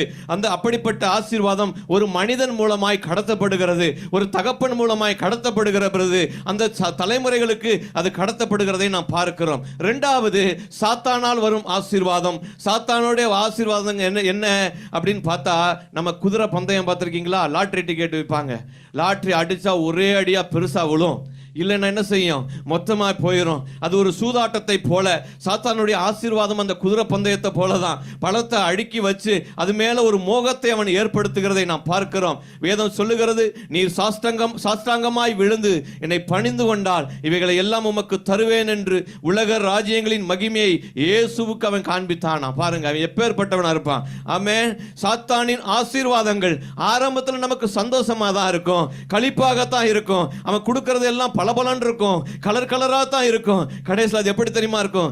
எட்டிக்காயை விட அது கசப்பாய் மாறி போகும். ஏன் தெரியுமா? அது நிரந்தரம் அல்ல, அது நிரந்தரமான ஆசீர்வாதம் அல்ல. 30 வெள்ளிக்காசுகள் யூதாஸ் ஆறுதல் படுத்தல. 30 வெள்ளிக்காசுகளை கொண்டு அவன் என்ன செய்யல? அவன் ஆறுதல் அடையல. நாகமானிடத்திலிருந்து பெற்ற பணம் கேயாசிக்கு குஷ்டரோகத்தை கொண்டு வந்தது. சாத்தான் நம்மை தூண்டிவிடும் பொழுது உலக பொருட்களை இச்சியாமல் எச்சரிக்கையாய் நம்ம என்ன செய்யணும்? வாழ வேண்டும். ஆமென். எச்சரிக்கையாய் இருக்கணும். சாத்தான் நம்முடைய வாழ்க்கையில கலர் கலரா கொண்டு வந்து காட்டுவான், புதுசு புதுசா கொண்டு வந்து காட்டுவான். அந்த ஆசீர்வாதம் என்ன செய்ய வேணாம்? நமக்கு வேணாம். என் வாழ்க்கையில் அது வேணாம். ஹல்லேலூயா. அநேகருக்கு பணம் பொருள் இருக்கும், ஆஸ்தி அந்தஸ்துகள் இருக்கும், சொத்துக்கள் இருக்கும். ஆனால் அதை அனுபவிக்கிற சக்தி அவர்களுக்கு இருக்காது. எப்பொழுதுமே வேதனை, எப்பொழுதுமே நோய்வாய்ப்பட்டிருப்பார்கள், பலவீனங்கள் இருக்கும், மரண வாசலில் அவர்கள் உட்கார்ந்து கொண்டிருப்பதை நாம் பார்த்திருக்கிறோம். அதை போல சிலருக்கு பார்த்தீங்கன்னா செல்வங்கள் இருக்கும், ஐஸ்வர்யம் இருக்கும், ஆனா எப்பொழுதுமே கோர்ட்டு கேஸ் போலீஸ் ஸ்டேஷன் அலைவதை நாம் பார்க்கிறோம். ஆனா ஆண்டவர் நம்மளை அப்படி விடல. ஒரு அருமையான ஒரு வாழ்க்கையை, அழகான ஒரு வாழ்க்கையை நமக்கு தந்திருக்கிறார். நிம்மதியாய் வாழும்படியாக இந்த தேசத்தை நமக்கென்று தேர்ந்தெடுத்து இந்த தேசத்தில் வாழும்படியாக தேவன் கொடுத்த பெரிதான சாக்கியங்களுக்காக ஆண்டவருக்கு நாம் நன்றி சொல்ல கடமைப்பட்டிருக்கிறோம். ஹல்லேலூயா. அலைந்து நிம்மதியை இழந்து நாம தெரியல, சமாதானமாய் வாழ கர்த்தர் உதவி செஞ்சிருக்கிறார். அப்படிப்பட்டவர்களுக்கு என்ன இல்ல? சமாதானம் இல்ல, சந்தோஷம் இல்ல. அவர்களுக்கு வாழ்க்கையெல்லாம் கேள்விக்குறியில தான் நிற்க முடியும். ஆனா நான் இயேசுவை பின்பற்ற பிள்ளைக்கு அப்படி ஒரு நாள் ஒரு சூழ்நிலை வரவே வராது. ஆமென். மூன்றாவதாக ஆண்டவர் கொடுக்கிற ஆசீர்வாதம், கர்த்தர் கொடுக்கிற ஆசீர்வாதம். வேதம் சொல்லுகிறது நீதிமொழிகள் 10:22 கர்த்தருடைய ஆசீர்வாதமே ஐஸ்வர்யத்தை தரும், அதனோடு என்ன செய்யாது? வேதனையை கூட்டார் என்று நாம் பார்க்கிறோம். அவர் கொடுக்கிற ஆசீர்வாதம் நிரந்தரமானது. அவர் கொடுக்கிற ஆசீர்வாதம் நித்திய காலமாய் நம்மோடு வரும். அந்த ஆசீர்வாதம் என்ன செய்யாது? நமக்கு வேதனையை தராது, கோர்ட்டுக்கு அனுப்பாது, போலீஸ் ஸ்டேஷனுக்கு அனுப்பாது, கேஸ் போட அனுப்பாது. ஏன்னா அது கர்த்தர் கொடுக்கிற ஆசீர்வாதம். ஹல்லேலூயா. அப்ப உண்மையான ஆசீர்வாதத்தை நாம் எப்படி பெற்றுக்கொள்ள வேண்டும்? அதற்கு நாம் என்ன செய்ய வேண்டும்? யார் கையில இருக்கிறது? இந்த ஆசீர்வாதத்தை நாம் எப்படி பெற்றுக்கொள்வது? ஆசீர்வாதத்தை பெறணுங்கிறது யார் கையில இருக்கிறது? நாம தான் முடிவு பண்ணணும். ஆமென்.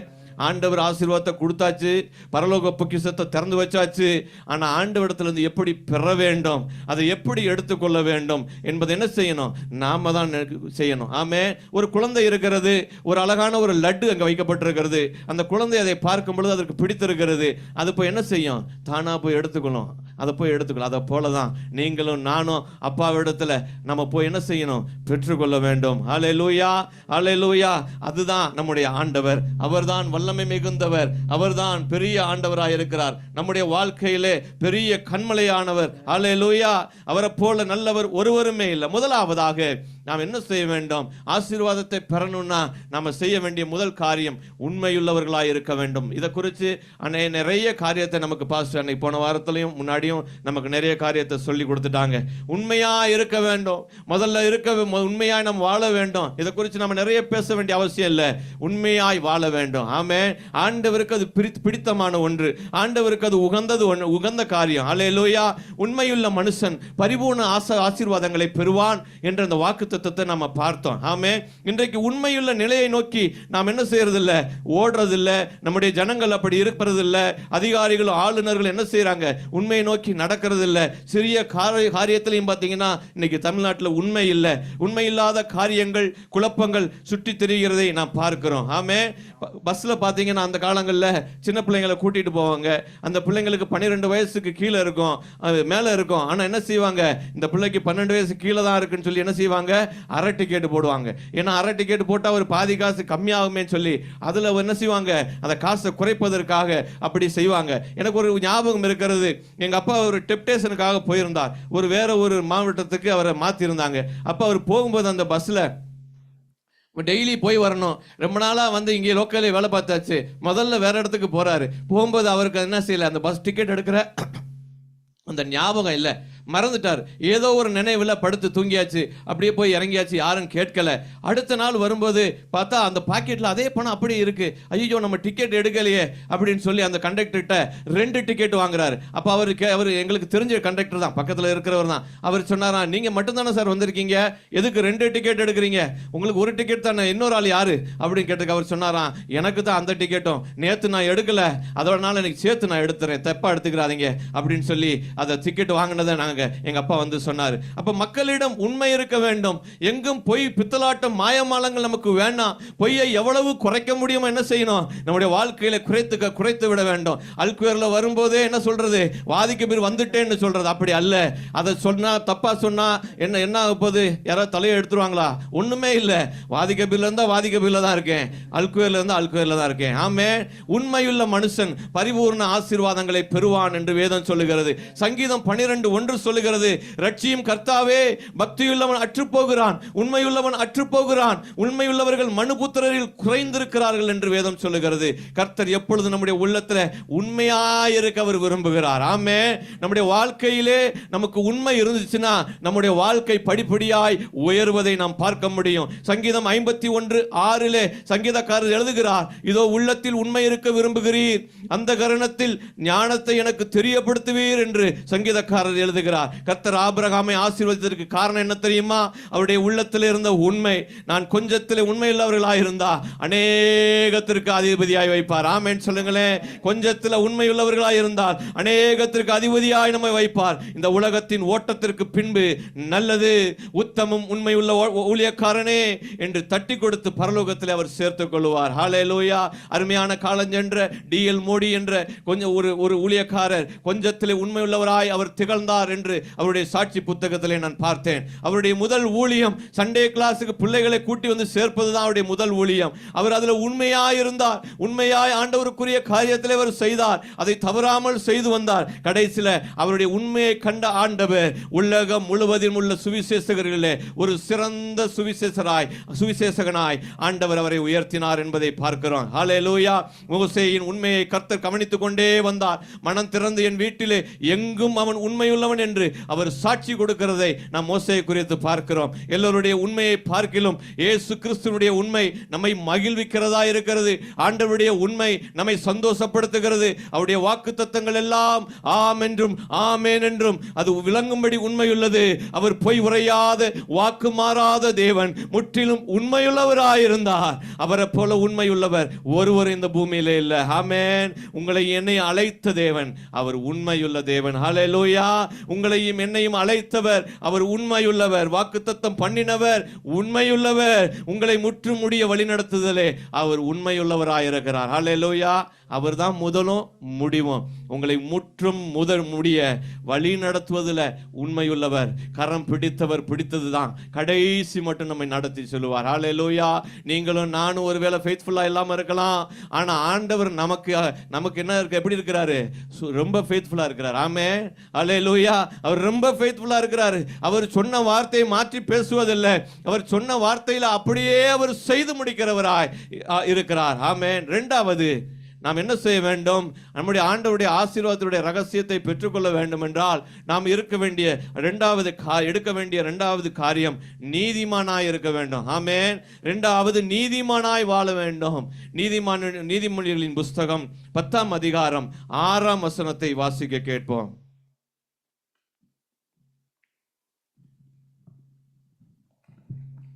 நீதிமான்களுடைய சிரசின் மேல் ஆசீர்வாதங்கள் தங்கும்.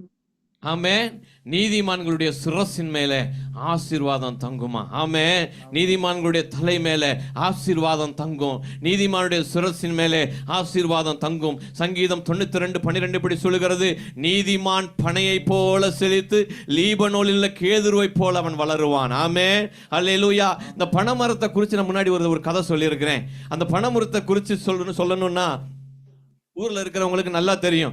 அந்த பனைமரத்தில் உள்ள காரியங்கள், அந்த பனைமரத்தை என்ன செஞ்சாங்க, ஒரு பனைமரத்தை நீங்க வெட்டுனீங்கன்னா அந்த பனைமரத்தில் இருக்கிற ஒரு காரியம் கூட வீணா போகாதான்.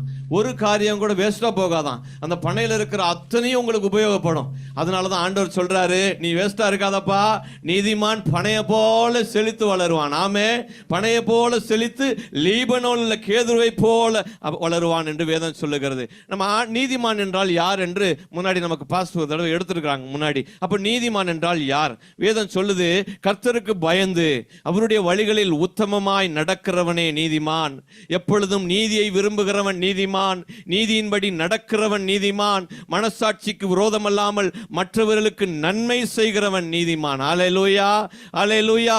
ஒரு ஆராய்ச்சி கட்டுரை சொல்லுதான், நீதிமானுடைய சந்ததியில் அநேக ஊழியர்களும் ஞானிகளும் தேவ பக்தி உள்ளவர்களும் செல்வந்தர்களும் புகழ் பெற்றவர்களும் அவர்கள் எழும்பினார்களாம். ஆனால் ஒரு துன்மார்க்கனுடைய சந்ததியை பார்த்த பொழுது அவனுடைய பிள்ளைகள் பேதைகளாக, பைத்தியங்களாக, அவருடைய பிள்ளைகள் எல்லாம் ஜெயிலில் இருக்கிற பிள்ளைகளாக, கொலைக்காரர்களாக இருந்தார்கள் என்று சொல்லி ஒரு ஆய்வு கட்டுரையில் எழுதியிருக்கிறார்களாம். அப்ப ஆண்டவரை நம்பி இருக்கிற பிள்ளைகள், நீதிமானா இருக்கிற பிள்ளைகளுக்கு என்ன செய்யாது? ஒரு கேடும் வராது. ஆமே, நீதிமானுக்கு ஒரு கேடும் வராது. ஆமே, வேதம் சொல்லுது, நான் இளைஞனாயிருந்தேன், முதிர் வயது உள்ளவனானேன், ஆனாலும் நீதிமான் கைவிடப்பட்டதையும் அவன் சந்ததி அப்பத்துக்கு இறந்து திரிகிறதையும் நான் காணவில்லை என்று சங்கீதக்காரர் எழுதுகிறார். ஆமென். அப்ப நீதிமான் யார்? அவர் நீதிமான் என்பவன் யார்? சங்கீதத்தின் புஸ்தகம் 24ஆம் அதிகாரம் 4-5 வாசிக்க கேட்போம்.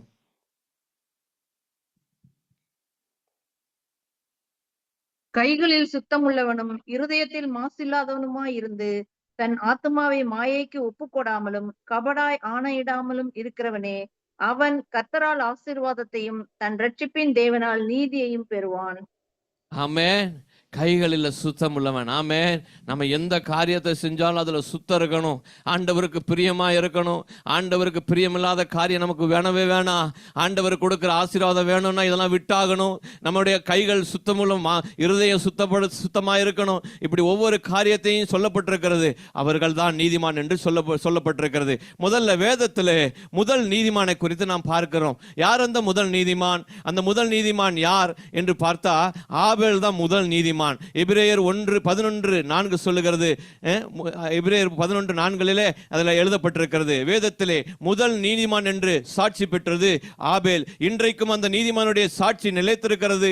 அவர் மரித்த பிறகும் பாருங்க, இன்றைக்கும் அவர் பேசப்பட்டு கொண்டிருக்கிறார். அவர் மரித்து பல ஆயிரம் ஆண்டுகள் போயிருச்சு, ஆனால் என்ன, இன்னைக்கு அவர் பேசப்படுகிறார். ஹல்லேலூயா. இரண்டாவதான நீதிமான் என்று பெயர் பெற்றவர் நோவா. நோவா தன் காலத்திலே இருந்தவர்களுக்குள்ளே நீதிமானும் உத்தமனுமாயிருந்தான். நோவா தேவனோடு சஞ்சரித்துக் கொண்டிருந்தான் என்று சொல்லி ஆதியாகமத்தின் புஸ்தகம் 6:9 நாம் வாசிக்கிறோம். நோவா நீதிமானாய் இருந்ததினாலே அவருடைய குடும்பம் முழுவதும் ஜலப்பிரளயத்தின் போது அது பாதுகாக்கப்பட்டது என்று நாம் பார்க்கிறோம். கர்த்தர் நோவாவை நோக்கி, நீயும் உன் வீட்டார் அனைவரும் பேழைக்குள்ளே பிரவேசியுங்கள் என்று சொல்லி கர்த்தர் அழகாய் அவர்களை பாதுகாப்பதை நாம் பார்க்கிறோம். இந்த சந்ததியில் உன்னை எனக்கு முன்பாக நீதிமானாக கண்டேன் என்று எழுதி சொன்னதை நாம் பார்க்கிறோம். அல்லேலூயா. ஆதியாகமம் 7ஆம் அதிகாரம் 1ஆம் வசனத்திலே நாம் இப்படி வாசிக்கிறோம். சோதம் கொமரா அழிக்கப்பட வேண்டிய நேரத்திலே அங்கே ஒருவேளை 10 நீதிமான்கள் இருந்தால் அவர்கள் நிமித்தமாய் அந்த பட்டணம் பாதுகாக்கப்பட்டிருக்கும் என்று சொல்லி ஆபிரகாம் எவ்வளவாய் மன்றாடுவதை நாம் பார்க்கிறோம். ஆனால் அங்கே போதுமான நீதிமான்கள் இல்லாமல் போனதினாலே அது அழிக்கப்பட்டு போயிற்று என்று சொல்லி நாம் வேதத்திலே பார்க்கிறோம். அப்போ ஒரு நீதிமான் இருந்தா போதும், ஒரு 10 நீதிமான்கள் இருந்தா போதும், இந்த தேசத்தை என்ன செய்ய முடியும்? மாற்ற முடியும். ஆமென். 10 நீதிமான்கள் இந்த தேசத்தில் இருந்தால் இந்த தேசத்தை நாம் அசைக்க முடியும். பரிசுத்த ஆவியானவர் நம்முடைய எண்ணங்களை அவர் அறிந்திருக்கிறார், நம்முடைய கூக்குரலை அறிந்திருக்கிறார், நம்முடைய இருதயத்தை அறிந்திருக்கிறார், நம்முடைய வாழ்க்கையை அறிந்திருக்கிறார், நம்முடைய சாட்சியை அவர் அறிந்திருக்கிறார். ஒரு மனிதன் நீதிமானாய் இருக்கிற பொழுது அந்த தேசங்கள் மாறும். ஒரு மனிதன் நீதிமானாய் இருக்கிற பொழுது அவர்களை சுற்றி இருக்கிறவர்கள் மாறுவார்கள். ஒரு மனிதன் நீதிமானாய் வாழும் பொழுது அவர்களை சுற்றி இருக்கிற சூழ்நிலைகள் எல்லாம் அவர்களுக்கு சாதகமாய் மாறும். ஆமென். அல்லேலூயா. நம்மை நீதிமான்களாக்குகிறவர் யாரு? இயேசு கிறிஸ்து. ஆமென். நம்மை நீதிமானாக்குகிறவர் இயேசு கிறிஸ்து. நம்முடைய அக்கிரமத்தை எல்லாம் கழுவி அழுக்கான கந்தையாகிய சுய நீதியை எல்லாம் நீக்கி அவருடைய தம்முடைய இரத்தத்தினாலே நம்மை சுத்திகரிக்கிறார். அல்லேலூயா. அப்படிதான் நம்மளை மீட்டெடுத்திருக்கிறார். சும்மா அவர் வாய்னால ஒண்ணு சொல்லல, ரத்தத்தை சிந்தி கடைசி சொட்டு ரத்தம் மட்டும், அவருடைய ரத்தம் காய்ந்து உறைந்து போகிற வரைக்கும், கடைசி சொட்டு ரத்தம் வரைக்கும் நம்மை மீட்டெடுத்திருக்கிறார். ஆமென் சொல்ற சொல்றீங்களா? ஆண்டவருக்கு ஒரு நன்றி சொல்றீங்களா? இலவசமாய் அவருடைய கிருபையினாலே கிறிஸ்து இயேசுவில் உங்களை உள்ள மீட்பை கண்டு நீதிமான்களாக்கப்பட்டிருக்கிறோம். ஆமென். அவர் நம்மை மீட்டெடுத்திருக்கிறார், பாவ பிடியிலிருந்து மீட்டெடுத்திருக்கிறார். ஹல்லேலூயா. என்னை நீதிமானாக்குகிறவர் சமீபமாய் இருக்கிறார் என்று ஏசாயா எழுதுகிறதை நாம் பார்க்கிறோம். ஹல்லேலூயா. என்னை நீதிமானாய் என்னை மாற்றினவர் சமீபமாய் இருக்கிறார். ஹல்லேலூயா, ஹல்லேலூயா. அப்ப நாம் எப்படி நீதிமான்களாய் இருக்கிறோம்? நாம் எப்படி நீதிமான்களாகுகிறோம்? முதலாவது விசுவாசத்தினாலே நாம் நீதிமான்களாகிறோம் என்று சொல்லி ரோமர் 5:1 சொல்லப்பட்டிருக்கிறது. இரண்டாவது இயேசுவின் இரத்தத்தினாலே நாம் நீதிமான்களாகிறோம் என்று சொல்லி ரோமர் 5:9 சொல்லப்பட்டிருக்கிறது. மட்டுமல்ல, மூன்றாவதாக கிருபைகளினாலே நாம் நீதிமான்களாகிறோம் என்று சொல்லி யாக்கோபு 2:24 நாம் சொல்லுகிறதை நாம் பார்க்கிறோம். ஹல்லேலூயா, ஹல்லேலூயா. எப்படி ஒரு நீதிமான் வாழ வேண்டும், எப்படி நாம் இருக்க வேண்டும், எப்படி நாம் நீதிமான்களாகிறோம் என்பதை இந்த வேதங்கள் நமக்கு தெளிவுபடுத்துகின்றன. ஹல்லேலூயா. அப்ப நீதிமான் என்பவன் அவன் எப்படிப்பட்டவனாய் இருப்பான்? நீதிமான் என்பவன் யாருக்கு சகாயம் பண்ணுவான்? நீதிமான் என்பவன் யாருக்காக வாழுகிறான்? யாருக்காக வாழ்றான்? நீதிமான் கர்த்தருக்காக வாழ்றான். ஆமென். அதுல எந்த சந்தேகமும் இல்லை. நீதிமான் மற்றவனுக்காக வாழ்றது இல்லை. யோபு என்ப ஒரு பக்தன் இருந்தான். அந்த பக்தன் நீதிமானாய் வாழ்ந்தான். அவர் ஆண்டவர் கொடுத்த சாட்சியோ அவ்வளவு பெரியது.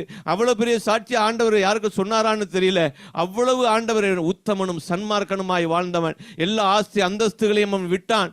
எல்லாவற்றையும் இருந்தாலும் அவன் சொன்னான் பாருங்க, தேவரே நீ சகலத்தையும் செய்ய வல்லவர். எப்போ சொன்னான் தெரியுமா?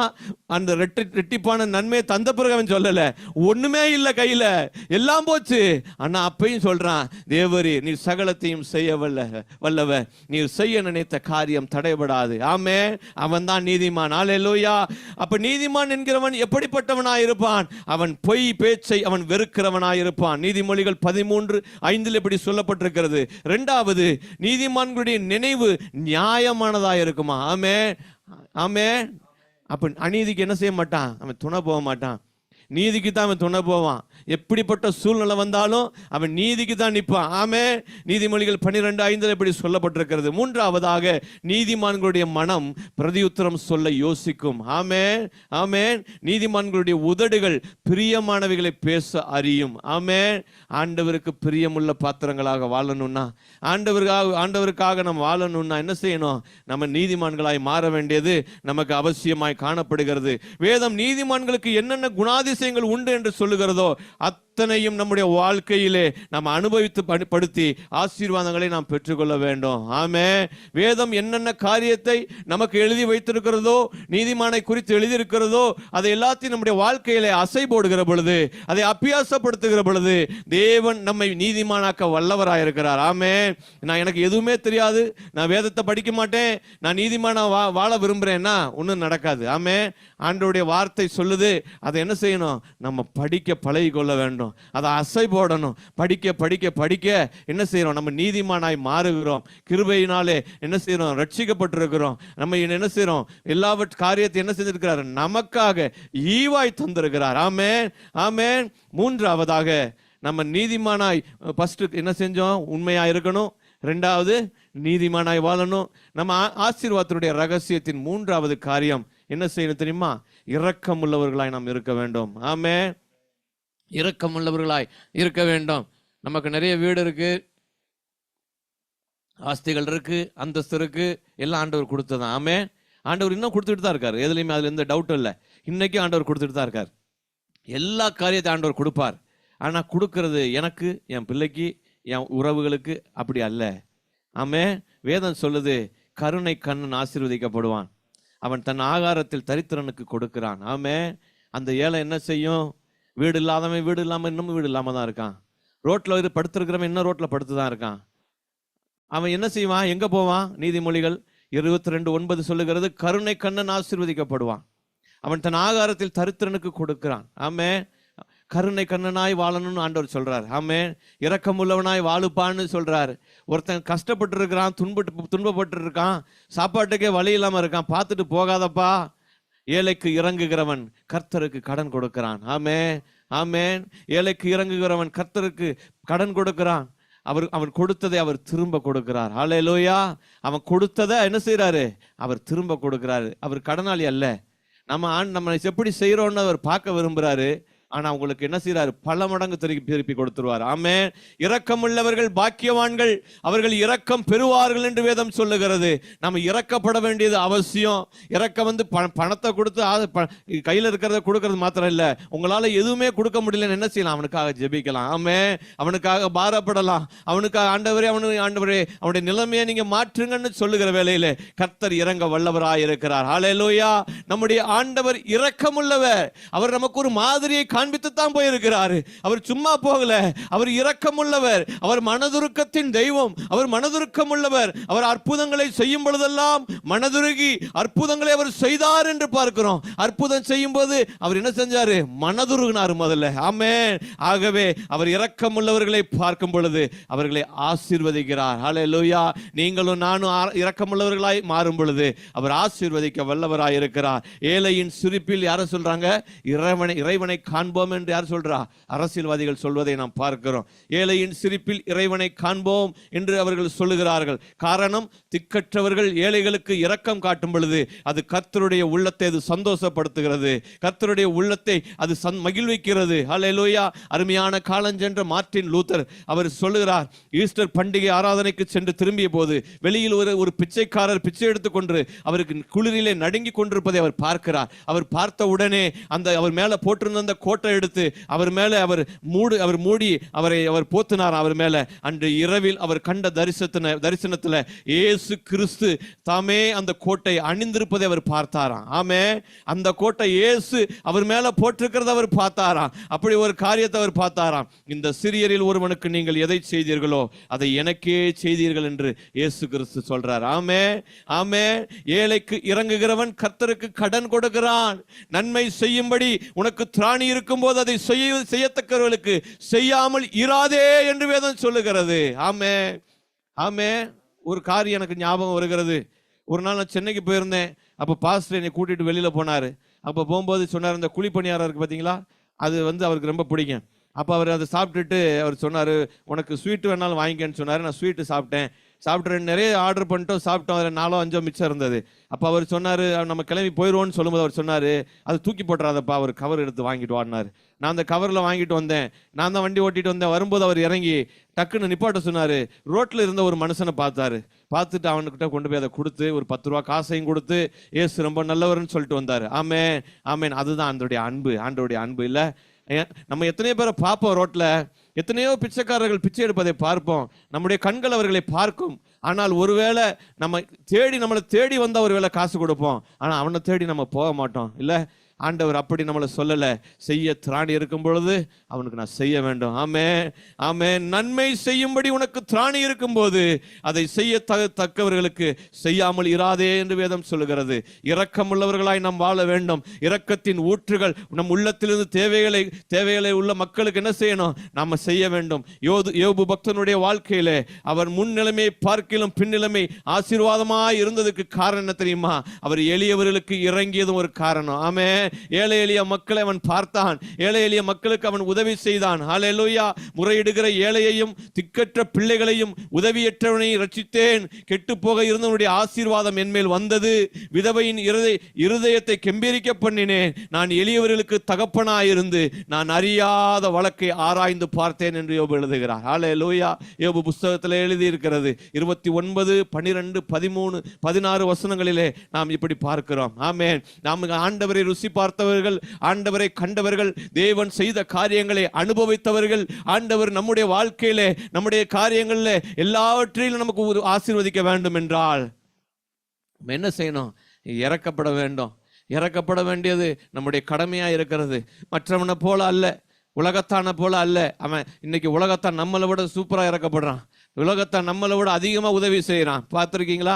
நிறைய யூடியூப் சேனலில் பாருங்க, அவனுக்கு தேவையான காரியங்கள் எல்லாம் வாங்கி கொண்டு போய் கொடுக்குறான். அவனுக்கு ஒரு கடை வச்சு கொடுக்குறான். அவனுக்கு சாப்பாடு வாங்கி தரான். 3 நேரமும் அவனுக்கு செய்கிறான். 10,000 15,000 அவன் கையில் கொடுத்து 3 நாள் முடிஞ்ச அளவுக்கு சாப்பிட்டுக்கன்னு சொல்லி கொடுக்குறான். அப்படி நம்ம செஞ்சோன்னா கர்த்தர் நம் பட்சத்தில் இருக்கிறார். நம்மை உயர்த்தவர் வல்லவராய் இருக்கிறார். நம்மை ஆசீர்வதிக்க வல்லவராய் இருக்கிறார். ஏதோ நம்மளால முடிந்த முடிந்ததை நம்ம செய்வோம், ஆண்டவருக்காக செய்வோம். அது மனுஷனுக்காக நம்ம செய்கிறதல்ல.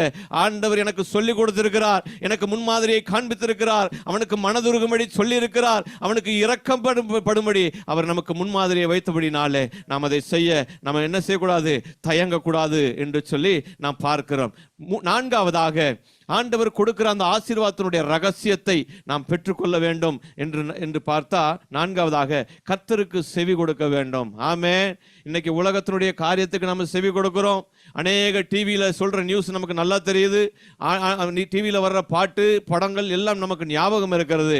ஆனால் ஆண்டவருக்கு செவி கொடுக்க மறந்து விடுகிறோம். கர்த்தர் பேசுகிற பொழுது அதை மறுதளித்து விடுகிறோம். கர்த்தர் பேசுகிற நேரத்தில் யாரோ பேசினது போல நாம் விட்டு விடுகிறோம். உபாகமத்தின் புஸ்தகம் 28ஆம் அதிகாரம் 2 வாசிக்க கேட்போம்.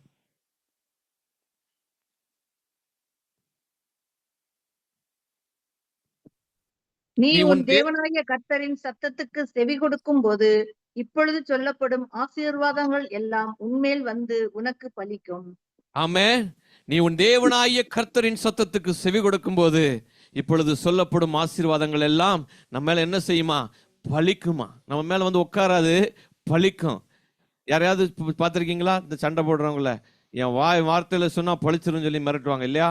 பலிக்கும்னு சொன்னா அது அப்படியே நடந்துரும். ஆமென். அப்படி பலிக்குன்னு சொல்லிட்டா நம்முடைய வாழ்க்கையில் அது என்ன செய்யும், அந்த ஆசீர்வாதங்கள் எல்லாம் அப்படியே நடந்து தீர்த்துரும். ஆமென். அதுதான் அந்த பலிக்கிற வார்த்தை. உபாகமம் 28ஆம் அதிகாரத்திலே கர்த்தருக்கு செவி கொடுக்கும் போது உள்ள ஆசீர்வாதங்களை 2ஆம் வசனம் முதல் 12ஆம் வசனம் வரையிலும் அவர் எழுதியிருக்கிறதை நாம் பார்க்கிறோம். அங்கே 28 ஆசீர்வாதங்களை குறித்து அங்கே சொல்லப்பட்டிருக்கிறது. 28 காரியங்களை அவர்கள் சொல்லப்பட்டிருக்கிறது. பிள்ளைகள் பெற்றோருக்கு செவி கொடுக்கும் பொழுது ஆசீர்வாதம் உண்டு. பிள்ளைகள், அதனாலதான் சொல்றது, பிள்ளைகள் பிறம்பை கையாடவன் தன் மகனை பகைக்கிறான் என்று வேதம் சொல்லுது. அதே போல பிள்ளைகளே உங்கள் பெற்றோருக்கு கர்த்தருக்குள் கீழ்ப்படியுங்கள். அப்ப பெற்றோர் சொல்றது என்ன செய்யணும், நம்ம செவி கொடுக்கணும். பிள்ளைகள் அப்பா அம்மா சொல்றதை செவி கொடுத்தா என்ன செய்யும், அவங்களுடைய வாழ்க்கை ஆசீர்வாதமாய் மாறும். ஆமே. பெற்றோர்களுக்கு கீழ்ப்படுகிற பொழுது அவர்கள் வாழ்க்கை ஆசீர்வாதமாய் மாறும். விசுவாசிகள் ஊழியர்களுக்கு செவி கொடுக்கும் பொழுது என்ன ஆகும், ஆசீர்வாதம் நமக்கு வரும். ஆனால் எல்லாருமே நம்ம கர்த்தருக்கு செவி கொடுக்கலாய் நாம் மாற வேண்டும். ஹல்லேலூயா. சிலர் கர்த்தருக்கு செவி கொடுக்க பிரியமில்லாமல் மனபோல வாழ்ந்து முடிவிலே பல வேதனைகளிலே சிக்கிக் கொள்ளுகிறதை நாம் பார்க்கிறோம். அவர்கள் தன்னைத்தானே உருவ குத்தி கொள்ளுகிறார்கள். தன்னைத்தானே அவர்கள் காரியம் பாருங்க, என்னென்னமோ வந்து என்ன அந்த வேலு என்னென்னமோ சொல்றாங்க, எதோ வச்சு அவங்க இஷ்டத்துக்கு குத்திக்கிறாங்க, இது துன்பப்படுறாங்க. இப்படி எல்லாம் நம்ம பார்க்கிறோம். சிலர் சாத்தானுக்கு செவி கொடுத்து குடியும் கூத்துமாய் வாழுகிறதை நாம் பார்க்கிறோம். கும்மாளம் அடிக்கிற கூட்டத்தை நாம் பார்க்கிறோம். பாதாளத்திலே அவர்கள் நித்திய வேதனை அடைவதையும் என்ன செய்யறோம், நம்ம பார்க்கிறோம். அவர்களுக்கு நித்திய நரகத்தில் அக்கினியிலே போடப்படுவார்கள். அப்படி போட்ட காரியங்கள் என்ன நமக்கு என்ன செய்ய வேணாம், நமக்கு வரவே வேணாம். ஆமே. நம்ம ஆண்டவருக்கு செவி கொடுத்தா இப்படிப்பட்ட காரியங்கள் நமக்கு வரவே வராது. ஆமே. கர்த்தருக்கு செவி கொடுத்து தேவ ஆசீர்வாதத்தை நாம் பெற்றுக்கொள்ள வேண்டும். ஆண்டவருக்கு செவி கொடுக்க வேண்டும். ஆண்டவர் கூப்பிடும் பொழுது நான் இருக்கிறேன் என்று சொல்ல வேண்டும். ஆண்டவர் நம்மோடு பேசும் பொழுது ஆண்டவர் எனக்காக பேசினார், எனக்காக தான் பேசினார் என்று நம்முடைய வாழ்க்கையில் என்ன செய்யணும், வாக்குத்தத்தங்களை அபியாசப்படுத்திக் கொள்ள வேண்டும்.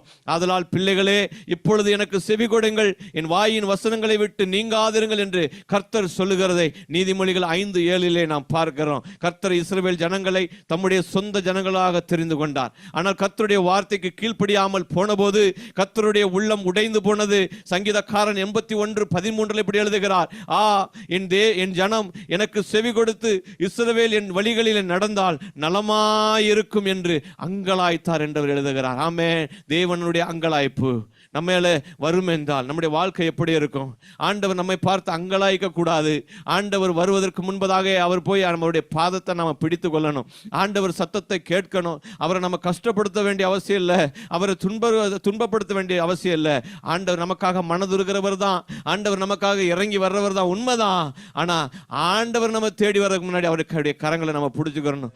ஆண்டவர் நம்மை நினைக்கிற பொழுதே அவர் பாதத்தை நம்ம பிடிச்சு கொள்ளணும். ஆமே. என் ஜனமோ என் சத்தத்துக்கு செவி கொடுக்கவில்லை, இஸ்ரவேல் என்னை விரும்பவில்லை என்று சங்கீதக்காரர் சங்கீதம் 81:11 எப்படி எழுதுகிறதை நாம் பார்க்கிறோம். ஆபிரகாம், ஈசாக்கு, யாக்கோபு போன்ற முற்பிதாக்கள் எல்லாம் கர்த்தருக்கு செவி கொடுத்தபடியினாலே மிகவும் அவர்கள் ஆசீர்வதிக்கப்பட்டு அவர்கள் செழிப்பாய் வாழ்ந்த காலங்களை நாம் பார்க்கிறோம். ஆபிரகாம் கர்த்தருக்கு செவி கொடுத்து தன்னுடைய மகனையே பலிபீடத்தில் அவர் கிடத்தி போட்டார். ஆபிரகாம் தன்னுடைய கர்த்தருக்கு செவி கொடுத்தபடியினாலே அவர் எதை குறித்து அவர் பார்க்கல, எதை குறித்து அவர் கலங்கல. எனக்கு எல்லாமே ஆண்டவர் தான், என் மகனுக்கெல்லாம் மேல ஆண்டவர் தான் எனக்கு என்று சொல்லி தன் சொந்த மகனை அவர் கிடத்தி அவர் அன்றைக்கு பலி கொடுக்க தீர்மானித்ததை நாம் பார்க்கிறோம். சிறிய சாமுவேலை போல கர்த்தாவே சொல்லும் அடியேன் கேட்கிறேன், கர்த்தாவே சொல்லும் அடியேன் கேட்கிறேன் என்று சொல்லி கர்த்தருடைய சத்தத்திற்கு நாம் செவி கொடுக்கிறவர்களாக, ஆண்டவருக்கு கீழ்ப்படுகிற பிள்ளைகளாக நாம் வாழ வேண்டும். அப்பொழுது நீ கீழாகாமல் மேலாவாய், வாளாகாமல் தலையாவா என்று வாக்குத்தத்தம் நமக்கு உரைக்கிறது. உபாகமத்தின் புஸ்தகம் 28:14 சொல்லப்பட்டிருக்கிறது, நீ கீழாகாமல் மேலாவாய், வாளாகாமல் தலையாவா என்று கர்த்தர் நமக்கு வாக்குரைக்கிறார். ஹல்லேலூயா. உங்கள் தேவனாகிய கர்த்தரையே சேவிக்க கடவீர்கள். இயேசுதான் நமக்கு வழி, இயேசுதான் நமக்கு நித்தியம், இயேசுதான் நமக்கு எல்லாமே. அதை குறித்து நமக்கு என்ன இல்லை, அதை விட மீறி நமக்கு ஒண்ணுமே இல்லை. அவர் தான் நமக்கு வழியும் சத்தியமும் ஜீவனுமாயிருக்கிறார். ஹல்லேலூயா. அவர் உன் அப்பத்தையும் தண்ணீரையும் அவர் ஆசீர்வதிப்பார். வியாதியை உன்னிலிருந்து விலக்குவேன் என்று சொன்னவர் அது செய்தே திருவார். ஒரு ஹல்லேலூயா சொல்லுவோமா? ஆமென் சொல்லுவோமா? இயேசு ஆசீர்வதித்தா அது பரிபூரணமா இருக்கும், அது வேதனையை கூட்டாது. ஆண்டவர் நமக்கு நிறைய ஸ்வீட்டை கொடுத்து நமக்கு சுகரை தரமாட்டார். ஆமே ஆமே. சுகரை நமக்கு ஸ்வீட்டை தர்றாருன்னா நமக்கு சுகர் நம்ம விட்டு போயிருக்கும். ஆமே, அப்படித்தான் செய்வார். ஹல்லேலூயா. உச்சிதமான கோதுமையினால் அவர்களை போஷிப்பார், கண்மலையின் தேனினால் உன்னை திருப்தியாக்குவேன் என்று சொல்லி சங்கீதக்காரன் எழுதுகிறார். ஹல்லேலூயா. அப்ப கர்த்தருக்கு செவி கொடுக்கிற பொழுது நம்முடைய உள்ளத்தை, வாஞ்சையை, எண்ணங்களை, கூக்குரலை அவர் அறிந்திருக்கிறார். கண்ணீரை துருத்தியில வைத்து அவர் கணக்கு பார்த்து உங்களுக்கு பதில் செய்கிறார். ஆம் என்றும் ஆமேன் என்றும் அவர் செய்கிறார். அவர் செய்ய நினைத்தது ஒரு நாளும் நம்முடைய வாழ்க்கையிலே தடைபடவே படாது. ஆமே.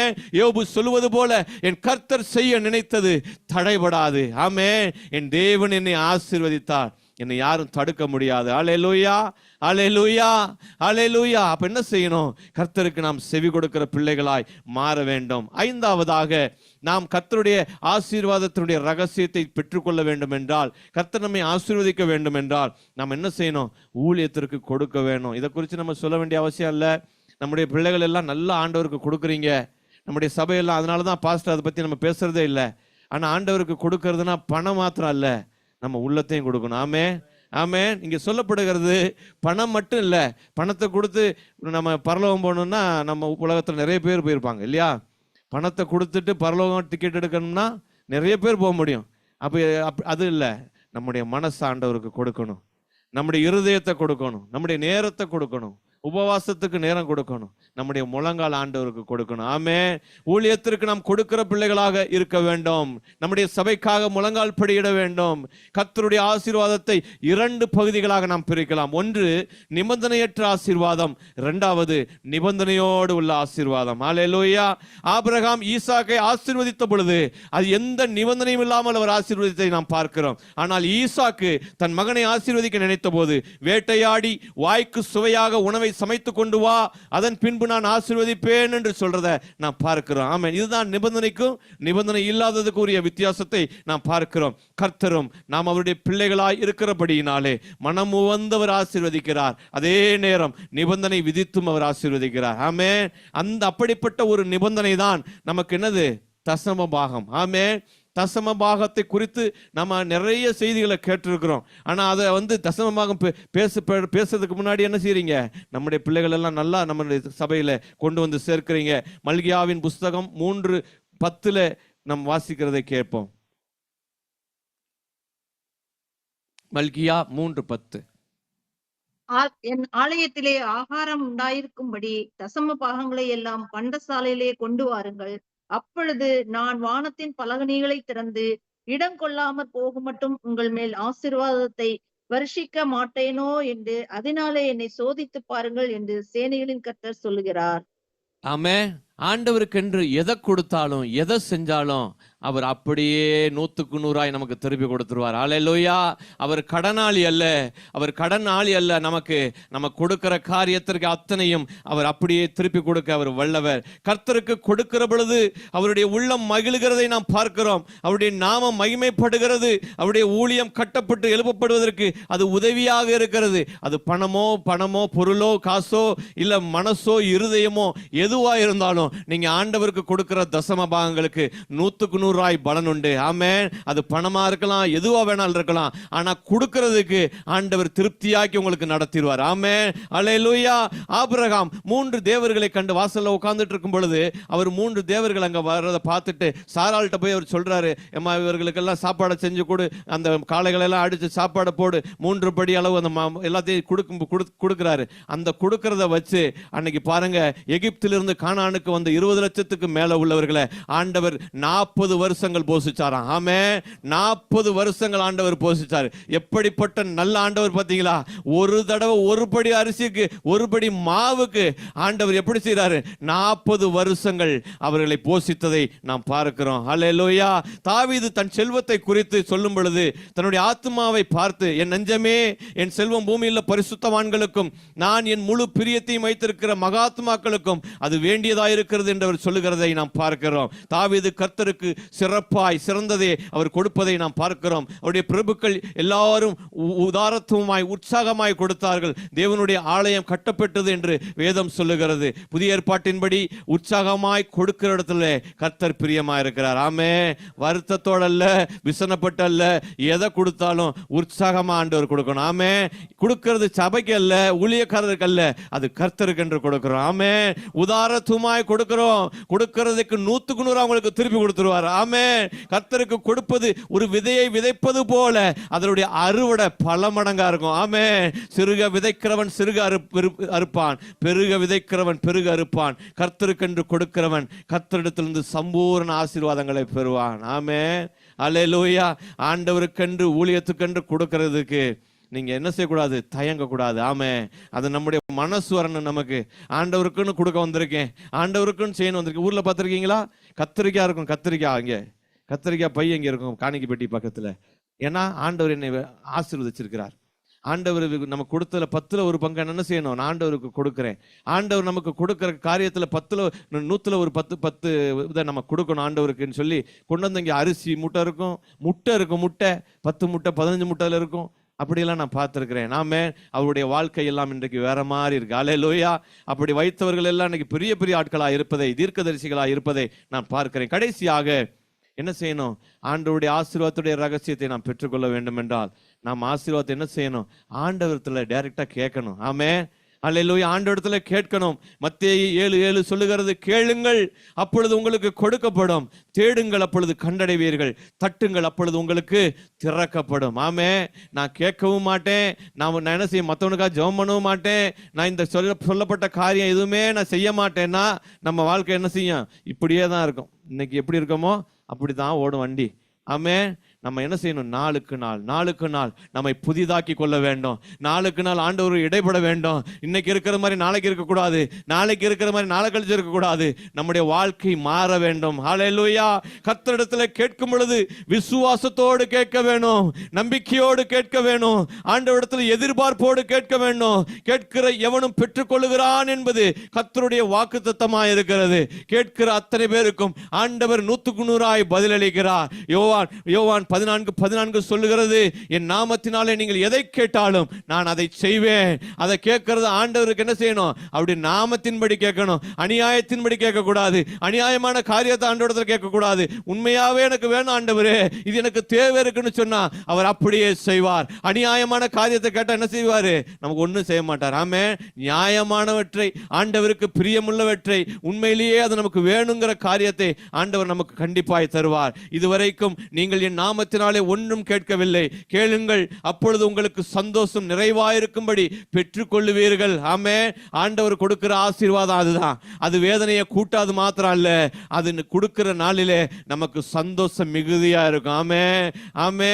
ஏதோ பார்த்துட்டு இதைத்தான் கொடுத்தாரா அப்படி அல்ல, அதை பார்க்கும் பொழுதே நம்முடைய உள்ளம் மகிழும். அதை பார்க்கும் பொழுதே நம்ம அந்த இடத்துல நிற்க முடியாது. அப்படிப்பட்ட நம்முடைய பெரிய சந்தோஷத்தை ஆண்டவர் நமக்கு தருவார். ஆமே, அழுகிற பிள்ளை தான் பால் குடிக்க முடியும். ஆமே, அழுகிற பிள்ளைக்கு தான் பால் கிடைக்கும். பலவந்தம் பண்ணுகிறவன் தான் பரலோகத்தை சுதந்திரித்துக் கொள்ள முடியும். பரலோகத்தை நாம் பலவந்தம் பண்ணுகிறவர்களாக இருக்க வேண்டும். கேட்கிறவர்களுக்கு தான் ஆண்டவர் கொடுப்பார். ஆமே, கேட்கிறவன் பெற்றுக் கொள்கிறான். அன்றைக்கு யாக்கோபு கர்த்தரிடத்தில் விடாமல் ஆசீர்வாதத்தை அவர் கேட்டார். இரவெல்லாம் தனித்து யாப்போக்கு என்ற ஆற்றின் கரையிலே அவர் போராடினார். நீர் என்னை ஆசீர்வதித்தால் ஒழியே நான் உம்மை போக விடுவதில்லை என்று அவர் சொல்லுகிறதை நாம் பார்க்கிறோம். கர்த்தர் அங்கு அவனை ஆசீர்வதித்தார். ஆமென். அப்பொழுது அவர் சொல்லுகிறார், உன் பேர் இனி யாக்கோபு என்னப்படாமல் இஸ்ரவேல் என்னப்படும். ஆமென். கரங்களை தட்டி அப்பாவுக்கு நன்றி சொல்லுவோமா.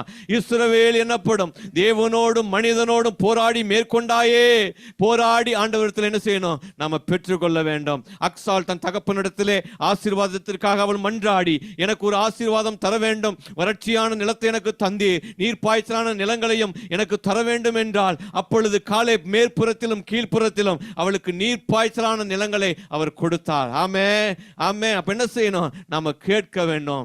ஆண்டவரிடத்தில் கேட்கிற வேளையில அவர் செய்வார். ஆமென். துக்கத்தோடு இருந்த யாப்பேஸ் கர்த்தரிடத்தில் ஜெபித்து கேட்டார், தேவரீர் என்னை ஆசீர்வதித்து என் எல்லையை பெரிதாக்கி உமது கரம் என்னோடு இருந்து தீங்கினை துக்கப்படுத்தாதபடிக்கு அதற்கு என்னை விலக்கி காத்திருந்தோம் என்று வேண்டிக் கொண்டான். அவன் வேண்டிக் கொண்டதை தேவன் அருளினார் என்று சொல்லப்பட்டிருக்கிறது. ஆமே.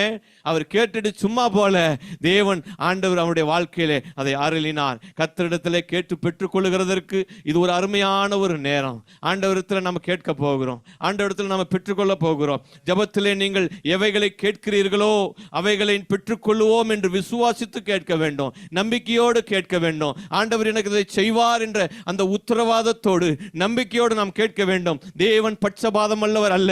அவர் தமது மன விருப்பத்தின்படியே உங்களுக்கும் எனக்கு தந்தருளி நம்மை ஆசீர்வதிக்க வல்லவராயிருக்கிறார். இருக்கிற இடங்களிலே கண்களை மூடுவோம். பரிசுத்த ஆவியானவருக்கு முன்பதாக இந்த 6 காரியங்கள் நம்முடைய வாழ்க்கையிலே வெளிப்படுமாயின் ஆண்டவர் நம்மை ஆசீர்வதிக்க வல்லவராயிருக்கிறார். அது ஆவிக்குரிய ஆசீர்வாதங்களினாலும் அபிஷேகங்களினாலும் நித்திய ஜீவனை நமக்கு அருளுகிறவர், எல்லா காரியத்தையும் நமக்காக வைத்திருக்கிறவர், தன் சொந்த மகனையே நமக்காக தந்தவர், இந்த நாளிலே நம்மை ஆசீர்வதிக்க வல்லவராயிருக்கிறார். பரிசுத்த ஆவியினுடைய வரங்களை, அபிஷேகத்தை, தெய்வீக சமாதானத்தை, ரட்சிப்பின் சந்தோஷத்தை, நித்திய ஜீவனை, சமாதானத்தை நமக்கு அருளாதிருப்பது எப்படி? நம்முடைய கர்த்தர் நமக்காக வைத்திருக்கிற காரியங்களத்தையும் நமக்கு நேர்த்தியாய் அழகாய் செய்கிறார். கர்த்தருடைய ஆசீர்வாதமே அது ஐஸ்வர்யத்தை தரும், அது வேதனையை கூட்டாது என்று பார்க்கிறோம். எல்லாரும் கண்களை மூடுவோம். இருக்கிற இடங்களிலே ஆண்டவரை நோக்கி பார்ப்போம். ஆண்டவரை நோக்கி பார்ப்போம். உண்மையுள்ள மனிதன் பரிபூர்ண ஆசீர்வாதங்களை பெறுவான். நீதிமானாய் வாழ வேண்டும். ஆண்டவருக்கு செவி கொடுக்க வேண்டும். ஆண்டவரிடத்தில் கேட்க வேண்டும். ஊழியத்திற்கு உதவ வேண்டும். ஏழை எளியவர்களை பார்க்கும் பொழுது நமக்கு உதவி செய்ய வேண்டும். ஆண்டவர் அவர் அப்படிப்பட்ட சாக்கியங்களை நமக்கு தந்திருக்கிறார். அவர்களுக்கு நாம இறக்கப்பட வேண்டும். நாம பாரப்பட வேண்டும். கர்த்தர் நம் பட்சத்தில் இருக்கிறார். கண்களை மூடுவோம். அப்பா அவருக்கு முன்பாக ஹல்லேலூயா, ஹல்லேலூயா, ஹல்லேலூயா, ஹல்லேலூயா. கண்களை மூடி அப்பா அவரிடத்துல, ஆண்டவரே என்னை தகுதிப்படுத்துங்கப்பா. ஒரு விஷயம், என்னை தகுதிப்படுத்துங்க. அந்த ஆசீர்வாதத்துக்கு ஏதாவது தடையா இருக்குமா எனக்கு வெளிப்படுத்தி காட்டுங்க. என்னை உணர்த்தி காட்டுங்கப்பா, உணர்த்தி காட்டுங்க. ஒரு விஷயம் காட்டுங்கப்பா.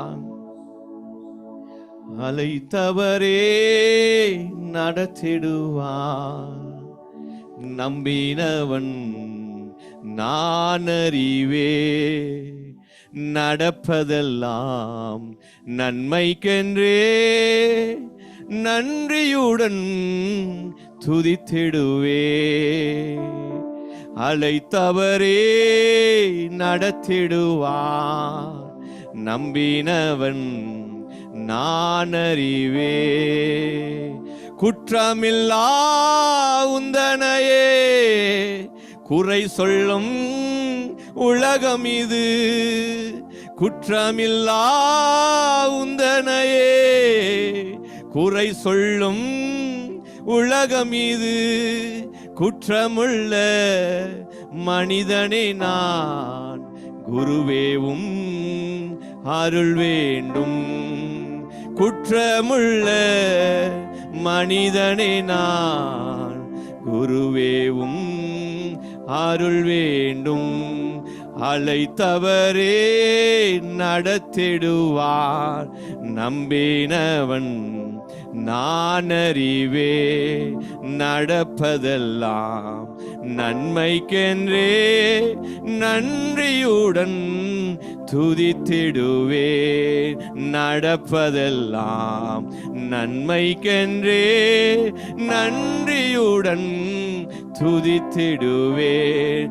சிங்காசனம் விட்டு வந்து சிலுவை மரம் சுமந்தவரே, சிங்காசனம் விட்டு வந்து சிலுவை மரம் சுமந்தவரே, நினைத்திடுவேன் உம் சிலுவை, சகித்திடுவேன் துன்பங்களை, நினைத்திடுவேன் உம் சிலுவை, சகித்திடுவேன் துன்பங்களை. அழைத்தவரே நடத்திடுவார். நம்பினவர் நான் அறிவே, நடப்பதெல்லாம் நன்மைக்கென்றே நன்றியுடன் துதித்திடுவே. நம்பினவன் மறுதலித்தான், நண்பனவன் சதி நினைத்தான். நம்பினவன் மறுதலித்தான், நண்பனவன் சதி நினைத்தான். நல்லவரை பகைத்துவிடும் நன்றியில்லா உலகம் இது. நல்லவரை பகைத்துவிடும் நன்றியில்லா உலகம் இது. அழைத்தவரே நடத்திடுவான். நம்பினவன் நான் அறிவே, நடப்பதெல்லாம் நன்மைக்கென்றே நன்றியுடன் துதித்திடுவே. நடப்பதெல்லாம் நன்மைக்கென்றே நன்றியுடன் துதித்திடுவே. அழைத்தவரே நடத்திடுவான். நம்பினவர் நான் அறிவே. ஆமென். அல்லேலூயா. கர்த்தர் நல்லவர். ஆண்டவர் கொடுத்த அந்த நல்ல ஆசீர்வாதமான வார்த்தைக்காக உள்ளத்தின் ஆழத்திலிருந்து கர்த்தருக்கு நாம் நன்றி செலுத்துவோம். இந்த மாதம் முழுவதும் ஆண்டவர் கொடுத்த ஆசீர்வாதமான வார்த்தைகளை தியானிக்க கர்த்தர் நமக்கு உதவி செய்திருக்கிறார். நன்றி செலுத்துவோம். இந்த ஆகாய தீர்க்கதரிசன புஸ்தகம் 2வது அதிகாரம் 19வது வசனத்திலே நான் இன்று முதல் உங்களை ஆஸ்வதிப்பேன் என்று சொல்லி ஒரு அருமையான வாக்கு தத்தத்தை இந்த மாலை வேளையில நாம் தியானித்திருக்கிறோம். இந்த வசனம் இப்படிதான் ஆரம்பிக்கிறது. களஞ்சியத்திலே இன்னும் விதை தானியம் உண்டோ? திராட்சை செடி, அத்திமரம், மாதுளஞ்செடி, ஒலிவ மரம் கனிகள் கொடுக்கவில்லையே அப்படின்னு சொல்லிட்டு, ஆனால் இன்று முதல் உன்னை நான் ஆஸ்வதிக்கிறேன். எப்படிப்பட்ட சூழ்நிலையில ஆண்டவர் இந்த ஆசீர்வாதத்தை அந்த ஜனங்களுக்கு தந்தார் என்று சொல்லி நம்ம பார்க்கணும். ஆலயத்தை கட்டி எழுப்பும்படி தமது ஜனங்களை ஆண்டவர் அழைத்த பொழுது அந்த ஜனங்கள் எல்லாம் பலவித குறைகளில் ஏமாற்றங்கள்ல இருந்தாங்க. விதை இருந்தது ஆனா அறுவடை இல்லை, மரம் இருந்தது கனிகள் இல்லை, அப்படிதான் பார்க்கிறோம். அந்த நேரத்துல தேவன் ஒரு வல்லமையான வாக்குத்தத்தத்தை தந்தார். தேவ பிள்ளைகள் நம்ம வாழ்க்கையில நிறைய நேரங்கள்ல பாத்தீங்கன்னா நிறைய வாழ்க்கையில நிறைய இருக்கிற மாதிரி இருக்கும், ஆனா வெறுமையை நம்ம பார்க்கிறோம். நிறைய ஜெபிக்கிற மாதிரி இருக்கும், பதிலே இல்லாமல் இருக்கும். நல்ல உழைப்பு இருக்கிறது, அந்த உழைப்புக்கு ஏற்ற முன்னேற்றம் நம்ம வாழ்க்கையில இல்லை. ஆனால் கர்த்தர் சொல்லுகிறார், எப்படிப்பட்ட சூழ்நிலை இருந்தாலும் ஆண்டவர் சொல்லுகிறார், இன்று முதல் நான் உன்னை ஆஸ்வதிக்கிறேன் என்று சொல்லி. அல்லேலூயா. இது வெறும் ஆறுதலான வார்த்தை அல்ல, இது ஒரு புதிய தொடக்கத்தை. இன்று முதல் அதை நீங்க இந்த வார்த்தையில நீங்க அண்டர்லைன் பண்ணணும். இன்று முதல் என்கிறது தான் அதுல முக்கியமான ஒரு திருப்பு முனையான ஒரு வார்த்தை என்று நான் சொல்லுகிறேன். பழைய தோல்விகள், பழைய ஏமாற்றங்கள், பழைய போராட்டங்கள், பழைய நெருக்கங்கள் எல்லாம் முடிஞ்சிருச்சு. புதிய கிருபையை ஆண்டவர் நம் வாழ்க்கையில தொடங்குகிறார். அதனாலதான் பைபிள் சொல்லுது, இன்று முதல் நான் உங்களை ஆசீர்வதிப்பேன் என்று சொல்லி. தேவன் வெறுமைய ஆசீர்வாதமா மாற்றுகிறார் என்று சொல்லி பார்க்கிறோம். கண்ணீரை அவர் சாட்சியாக மாற்றுகிறார். அதே போல நம்முடைய காத்திருப்பை அறுவடையாக மாற்றி ஆண்டவர் நம்மை ஆசீர்வதிக்கிறவர். உங்க வாழ்க்கையில எப்படிப்பட்ட விரும்புகள் இருந்தாலும் பரவாயில்ல, எப்படிப்பட்ட தோல்விகள் இருந்தாலும் பரவாயில்ல, சூழ்நிலை எப்படிப்பட்டதா இருந்தாலும் கர்த்தர் சொல்லுகிறார், இன்று முதல் நான் உங்களை ஆசீர்வதிப்பேன். பல குறைகளோடு தான் அந்த ஜனங்கள் இருந்தாங்க. அந்த ஜனங்களை பார்த்து களஞ்சியத்துல இன்னும் விதைகள்லாம் இல்லாம இருந்த பொழுதும், மரங்களில கனிகளே இல்லாம இருந்த அந்த சூழ்நிலையில கர்த்தர் கொடுத்த ஒரு அருமையான ஆசீர்வாதமான வார்த்தை. கர்த்தர் தேவ பிள்ளைகளை, நீங்க எந்த சூழ்நிலை இருக்கீங்கன்னு எனக்கு தெரியாது, ஆனால் ஆண்டவர் சொல்லுகிற வார்த்தை, ஆண்டவர் வெறுமைய ஆண்டவர் மாற்ற விரும்புகிறார். உங்க வாழ்க்கையில வெறுமைகள், உங்க வாழ்க்கையின் தோல்விகள், உங்க வாழ்க்கையில என்னெல்லாம் பிரச்சனைகள் இருக்கோ எல்லாவற்றையும் கர்த்தர் ஆசீர்வாதமாய் மாற்றுவார் என்பதில் எந்த சந்தேகமும் இல்லை. கண்களை மூடி நாம் ஜெபிக்கலாம். கிருபை மிரக்கம் நிறைந்த நல்ல ஆண்டவரே, இந்த அருமையான மாலை வேளையில இன்று முதல் நான் உன்னை ஆஸ்வதிப்பேன் சொன்னீங்க. வெறுமையான ஒரு சூழ்நிலையில, மரங்கள் எல்லாம் கனி கொடுக்காத ஒரு சூழ்நிலையில ஆண்டவரே தகப்பனே, களஞ்சியத்துல ஒன்றுமே இல்லை, குறைகளோடு அவர்கள் இருந்த பொழுது கர்த்தர் உங்களை அந்த சூழ்நிலையிலே ஆஸ்வதிப்பேன்னு சொன்னீங்க. அப்படிப்பட்ட சூழ்நிலையில எங்கள் சபையின் பிள்ளைகளையும் கர்த்தர் ஆஸ்வதிங்க. நீ தந்த வார்த்தைக்காய் நன்றி. இயேசுவின் மூலம் ஜெபம் கேளும் ஜீவனுள்ள நல்ல பிதாவே, ஆமென். என் ஆத்துமாவே கர்த்தரை ஸ்தோத்திரி, என் முழு உள்ளமே அவருடைய பரிசுத்த நாமத்தை ஸ்தோத்திரி. என் ஆத்துமாவே கர்த்தரை ஸ்தோத்திரி, கர்த்தர் செய்த சகல உபகாரங்களை மறவாதே.